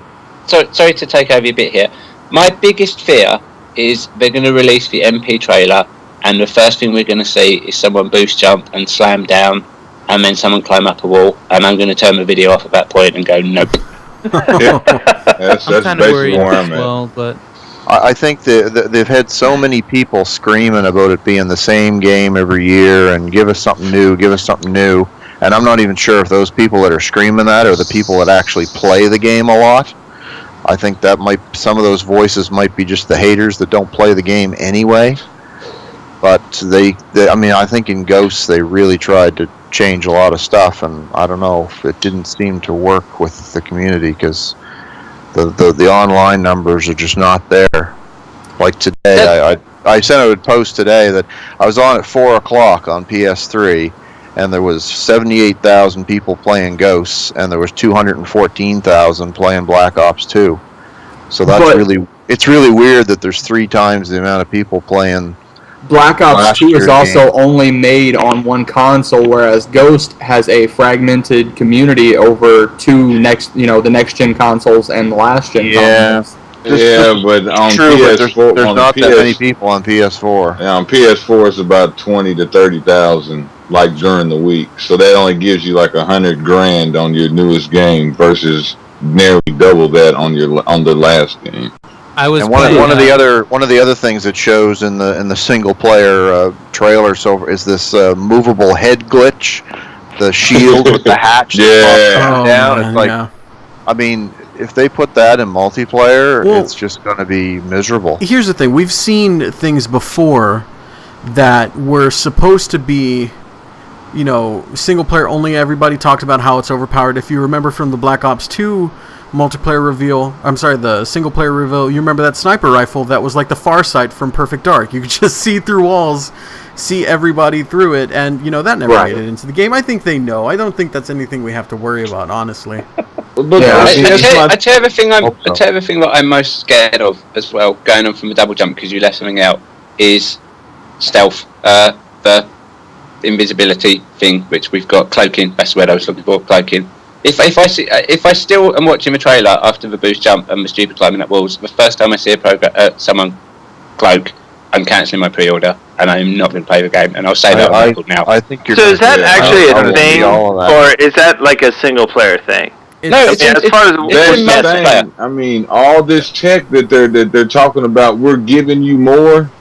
that's what people are so scared of, is because we've seen this for years where you've been able to do certain things, but they didn't push that envelope hard enough. Now they push the envelope and they're ready to open it up on you because they're telling you, we're giving you more abilities and stuff like that. People do not want to be bothered with, because me personally, I'll say this: why in the hell would I play Call of Duty? Why would I play Destiny 2.5 or 1.5? I mean, seriously, if I want to play a shooter, if I want to play shouldn't it be 0.5? Oh no, 1.5 is right. Well, I mean, because the reason I say that is because it's going to be Call of Duty, but it's basically going to be Destiny. They're going to have two games competing against one another. Both futuristic shooters. I don't want to see two futuristic shooters. One's RPG MMO type game, but then you just have your first person shooter of that type of game. I don't want to see that. But they're pushing that envelope. They've got it slid all the way out there, and now they're just sticking the letter opener in there and just ready to crack it on you. And I think what they're doing is just gauging how people are going to receive this, like Mac brought up earlier in the podcast. Now, they're jumping on it for damage control. See, this is why we're doing this. Now they're just going to say, well, you're just going to have to deal with it. If you want the game, you're just going to have to deal with it. That's why if all this stuff is in multiplayer, the one thing they could do, which I don't know, they probably won't, but I mean, they could have like a classic mode playlist, which was traditional run and gun. Your feet are on the ground, no super jumping. So they could do like a classic mode playlist. They done old school mode on COD 4, and the only people that ever played that was... Yeah, a lot of people asked. Whoa. Hold on. Old school mode on COD 4 for community game nights is spectacular. Yeah. Old school mode is... game nights. Old school mode is a lot different, though, because old school mode, you have super jumps, you have more health, you have more ammo. That you can't even compare a classic mode, because you're just getting stripped of your exosuit and being placed in a similar situation of a normal Call of Duty without having abilities like super jump and stuff like that, if those happen to be in the multiplayer. You know what I mean? So you can't really compare old school Call of Duty 4. I hear everybody saying that, this needs to be dumbed down, and we don't need this, and we don't need this, and we don't need this, and it's all been about the exosuit, but really we haven't seen the exosuit. In all reality, might be the least of our worries. We haven't seen anything on the multiplayer aspect of it yet. Dinosaurs. The only thing we know is the exosuit is going to be carried over through the single player, the multiplayer, and the special co-op mode. Your suit is your suit, and how you upgrade it is how you upgrade it throughout the 3 modes. That's what Michael said. That's the other thing which not a lot of people have picked up on is... if you have to play, there's certain aspects of playing with single. I mean, we haven't explained it in great detail, but things unlock in multiplayer if you play the single player, which means you're now forced to play the single player. Which exactly. If it's a modern Call of Duty game, the storyline's probably going to be absolutely terrible. That makes me wonder, if you get upgrades, and I made a video about this, if you get upgrades in the single player, are those going to carry over those same upgrades? Say you get a speed boost or something, are those going to carry over to the multiplayer and give you a slighter advantage because, let's say, you completed Act 1 of the campaign? I don't know. This is why I continually post that Call of Duty Advanced Warfare is going to be using the engine created by Bungie for Destiny. Because there's too many similarities. Because, like in the story mode of Destiny, you find all those upgrades and everything for your armor, the gauntlets, whatever, and take them over to the multiplayer. There's just so much that they're now releasing after the while the beta was It's interesting you say it's based on the Destiny engine, which I don't want to get into the whole difference with engines. But my main problem with everything I have personally seen from Advanced Warfare so far is they've just borrowed everything from other games and films. Yeah. It's not Call of Duty. They've taken everything from other games and they've put it into one game. They've basically, I don't mean to be rude and no disrespect to Sledgehammer, but my opinion of the game so far is they've made Call of Duty ditto Crisis 4. That's what they've made. They Then they've added bits from other games. Does it feel like they had a little bit of Black Ops 2 in there? I mean, it felt like a weird continuation because of the future aspect of it. Of Black Ops 2 is like, oh, another city is falling apart, and we've got spec suits, and we're gonna save everyone, and it felt like we've been here before. I wonder who's going to be the developer that's going to have enough nerve to go back in time again. Like, I mean, how far can you push?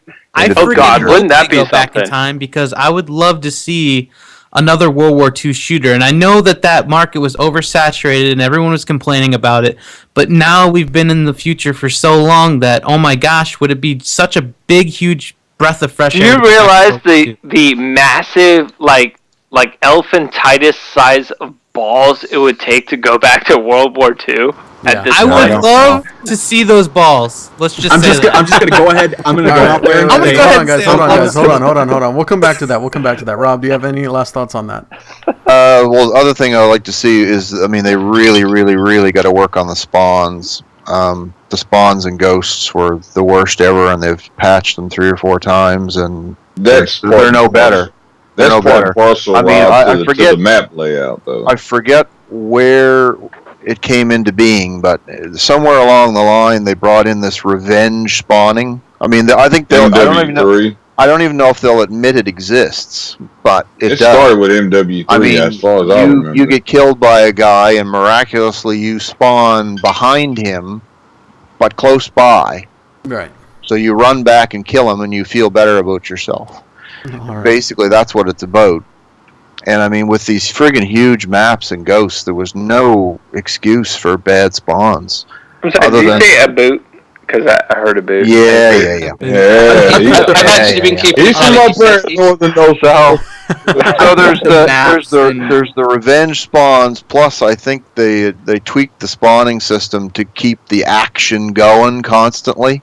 They didn't want, like in COD 4, you could get spawned a mile away from the action, but you were safe at least. You get your shit together. Oops, sorry. Yeah, I can appreciate and then go. But with this this new spawning system, they want to keep the adrenaline up and up and up, so they spawn you close to the action. Well, the movement speed of the characters is so high now that I don't think the engine can keep up. It says that's a safe area. I'm going to spawn them there, and by the time that you spawn, the action has moved to where you are at, and you die. Right. On the clan wars there 2 weekends ago, I mean, I couldn't count the times that I spawned, and literally before I could even take a step, I was dead, and it's still happening. So I hope they address that. I think the maps are smaller than everybody else thinks. I think they're big. I think they feel bigger because of the fact that there's more tight corners and more twists and turns. Like, I really think that the maps in general are not that big. Obviously, other than, a couple of them, like Octane is pretty good size. But, I mean, there's nothing like Derail, Yeah. Siege. I mean, part of it is the fact that they Siege is big. Stormfront. Yeah. I'm talking about maps like the one with the hot dog stand. What is that? Strike Zone. Strike Zone. Like, everybody everybody I've talked to says, it's a big map. No, it's not. No. Right. I think Strike Zone is perfect. Yeah, Strike Zone. Everyone Strike Zone. I've gotten a lot of bad spawns, I will say that, but otherwise, I think it's really good. It runs really nice. Strike Zone and Warhawk are the best type of maps that game should have had. Yes, I completely agree. All right, so, Mac, your turn. You got 10 minutes. I had one more thing. Okay, no, go on, have you one more thing. Anyway, well, another thing that people complained about a lot in Black Ops 2 that I don't know if they ever admitted existed either was skill-based matchmaking. I don't even think that was a okay. Let me just say, a lot of people complained. That was a theory, a myth, and seeing the amount of idiots that you would see in a lobby just spawn in and blow themselves up with C4 and go 0 in 56 by the end of the game was hilarious because people thought it was That was another Satan spawn of YouTube. So Yeah. I'll go ahead and throw that out there. The number one thing of matchmaking should be connection. That should be the number one consideration when doing matchmaking is connection. Yes. And Morg mentioned split screening. The thing that I see all the time and drives me insane is there's a lot of kids play the game, so I don't know why they do it, but they turn on the second controller and throw it on the couch beside them. And you basically see the split screen of their character standing in the corner, and he never moves until he dies and he respawns. And if you got that guy on your team, there's no way you can win. So I know they're going to leave split screening in there, so they should put in some kind of a logic that if this person spawns and doesn't move for 2 deaths, 3 deaths, that they should get kicked. They should be kicked after idle within 30 seconds, in my opinion. Yeah, I think that'd be cool. What game does that? Battlefield will do it to you on dedicated servers. If you sit there idle too long, it'll kick you out. I know it's something like... okay. I'm thinking Call of Duty. If you stay there and you don't select a class long enough, you get booted out. Modern Warfare 2 If you don't move in COD for, I think it's 1.5 minutes or 2 minutes, you get booted out anyway. But they need to lower that. Basically, they're great for getting your headshots up, but that's about it. Yeah. All right. All right, that's good. All right, we got next up. Mac, go.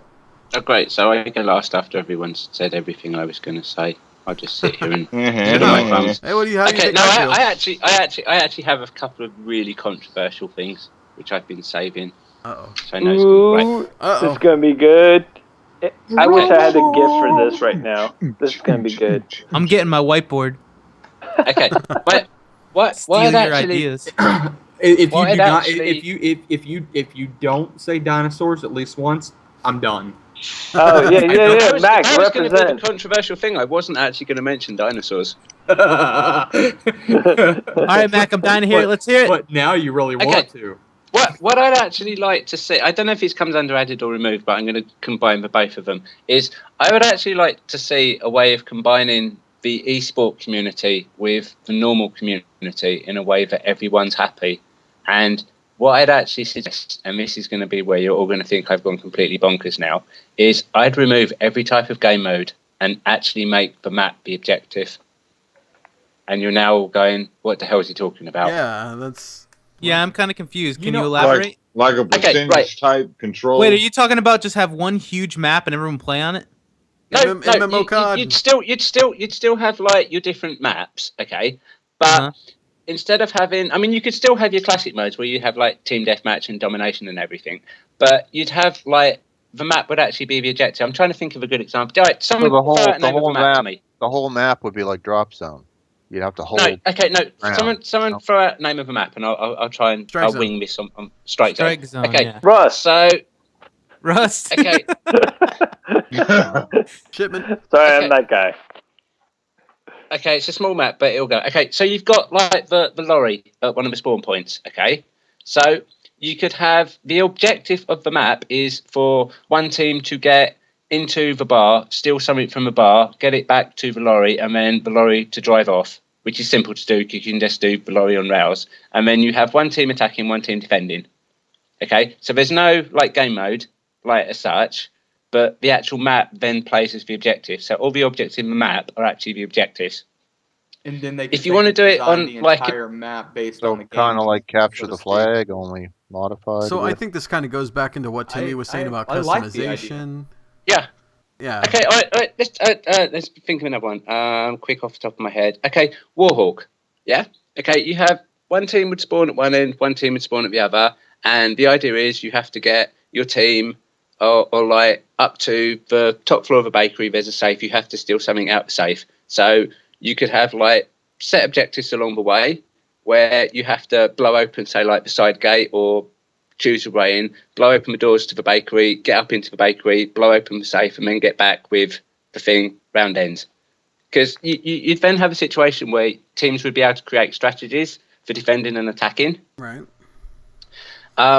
You'd eliminate the need for kill death ratios and scores, because everyone would then be forced to play the objective because the map is actually the objective. Well, yeah, no. So talking to his point right there, I think what you have right now is people gaming the game as opposed to gaming the objective. So they're finding a way to work within the rules of the game to create a positive advantage for themselves, as opposed to, like Max said, coming up with a strategy to win the game. They're not coming up with a formidable strategy of, like, let's flank here and do this. They're looking for a way to game the system and create an unfair advantage, as opposed to strategizing according to the rules within the game. So they're trying to break the game as opposed to winning the game based on the rules within it. Does that sound about right, Mac? Yeah.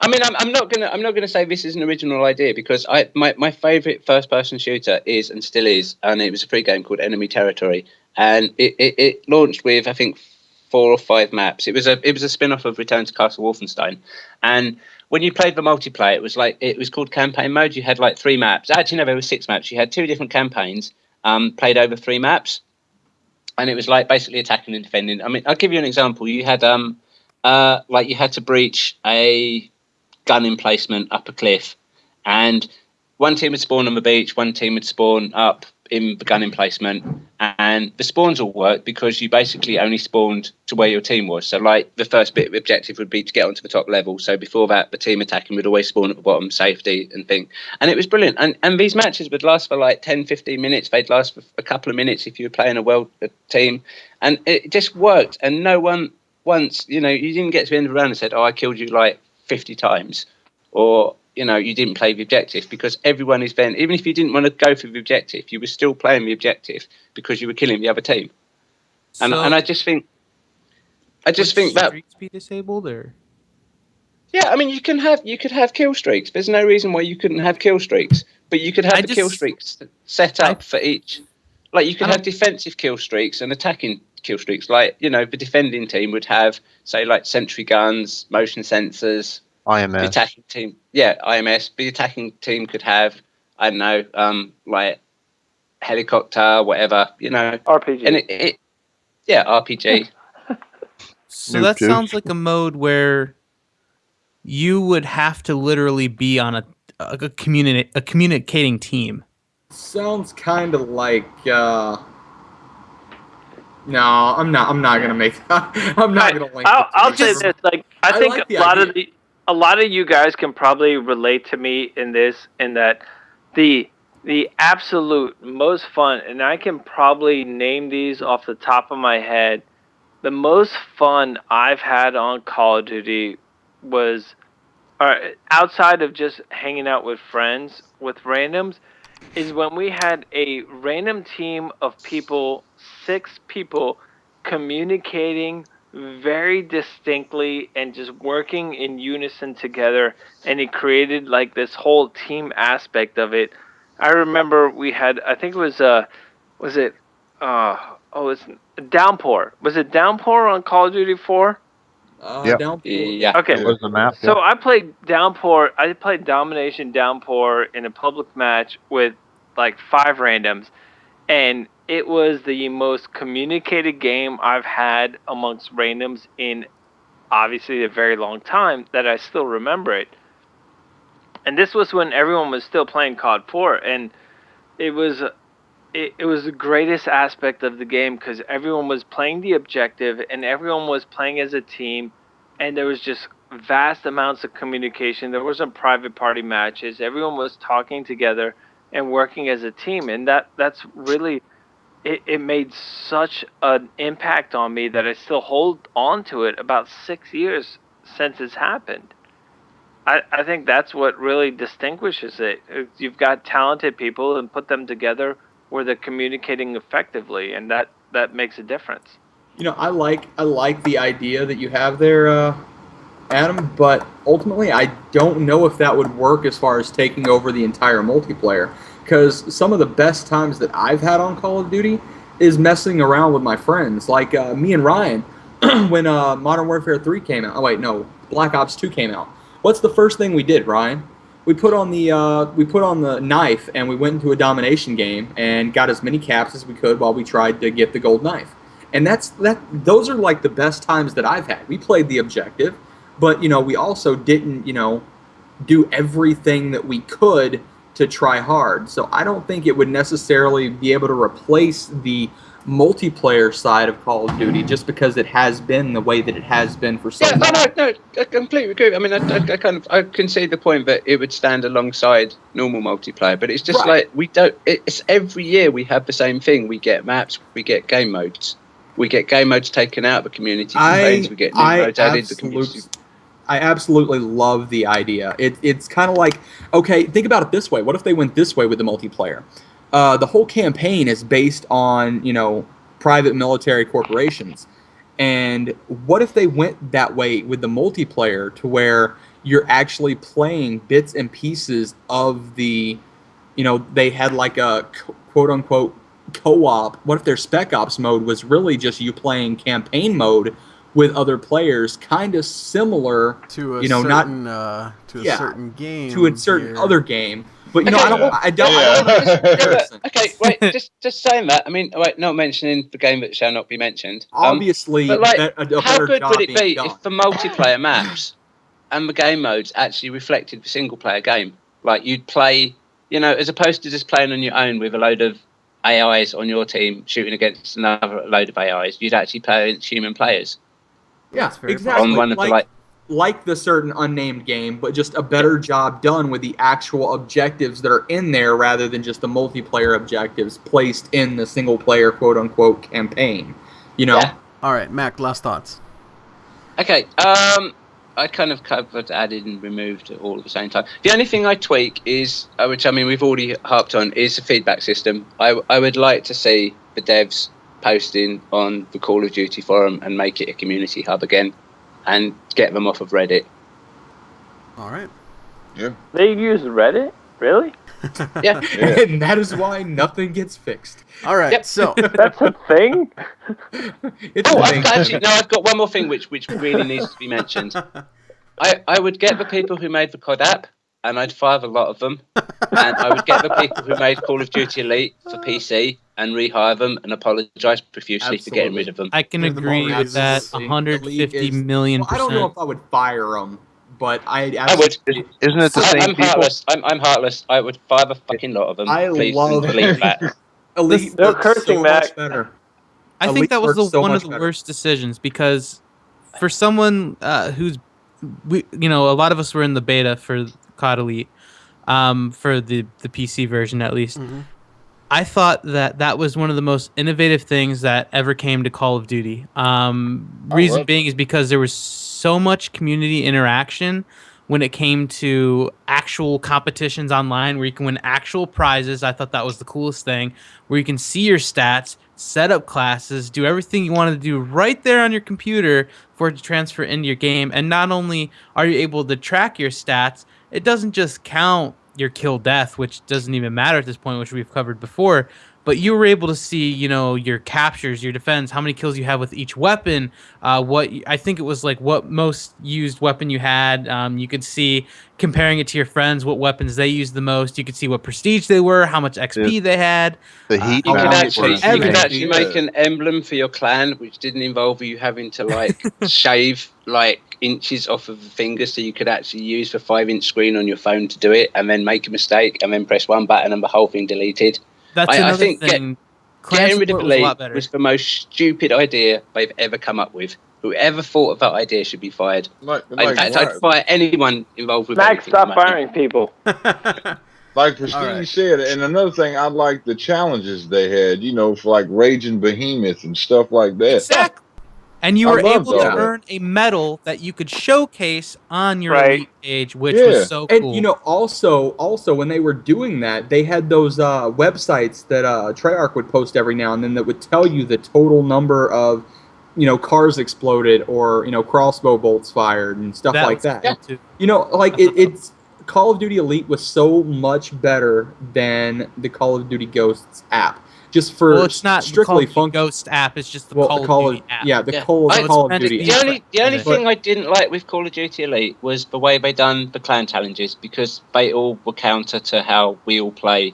Like domination wasn't like win games; it was get the most caps, which was silly. But that's the only thing I kind of like with the COD app is clan wars. Kind of the idea of a clan going against clan if they actually done it properly. I hate the way clan wars has been instigated, and I completely don't like the scoring system, and I think it's stupid. But that sort of where one clan can actually play against another clan in a kind of like open environment like that was something that we actually needed. And the amount of money and hype they put into COD Elite, and then it kind of like went, yeah, it's gone. Bye. Yeah, I actually preferred previous ways to win clan wars, how you would get more captures, because if you had a clan that wasn't necessarily more of a objective players where they were just going for kills and having their other teammates get the wins, that was when, you know, our clan could shine, just run in there, capture as many objectives as possible. But then again, you had more people boosting and stuff. But yeah, think about it this way. If you ended up in that stupid situation where you like your clan would jump into a game and then the other clan would all cap a flag and then all run and hide so you can cap it just so they could cap it back again. If all goes according to plan, when you get in a game of domination, you're supposed to cap either 2 of the flags or 3 of the flags, and you're done. I mean, realistically, exactly 3 cap. But I mean, realistically, you should not. If your team is working together and you're on point and doing everything you're supposed to do, and you know, if everything is absolutely perfect, you should not. Nobody on your team should have more than 3 caps in the entire game. I mean, obviously, it doesn't happen like that, but you know, it shouldn't be who has the most captures, because there are some teams that are just that good to where the whole game goes by and they might only have 5 caps, where another team that's not as good is going to have, you know, 20 captures because they keep, you know, losing an objective. Right. Yeah. So I'm just gonna state for the record, if COD Advanced Warfare bombs, it's not because of all the futuristic pew pew laser stuff. It is purely because they didn't put dinosaurs in. And you can put me on the there you go. There you go. You heard it here first, guys. All right. Well, we're going to go ahead and end it on that note. I thank you guys very much. You guys have been awesome to have this discussion with. Definitely look forward to doing more of these here with you guys. But I think we pretty much covered everything. I think we solved all the problems. Yeah, we solved all the problems. You heard it. Oh wait, I'm going to add one more.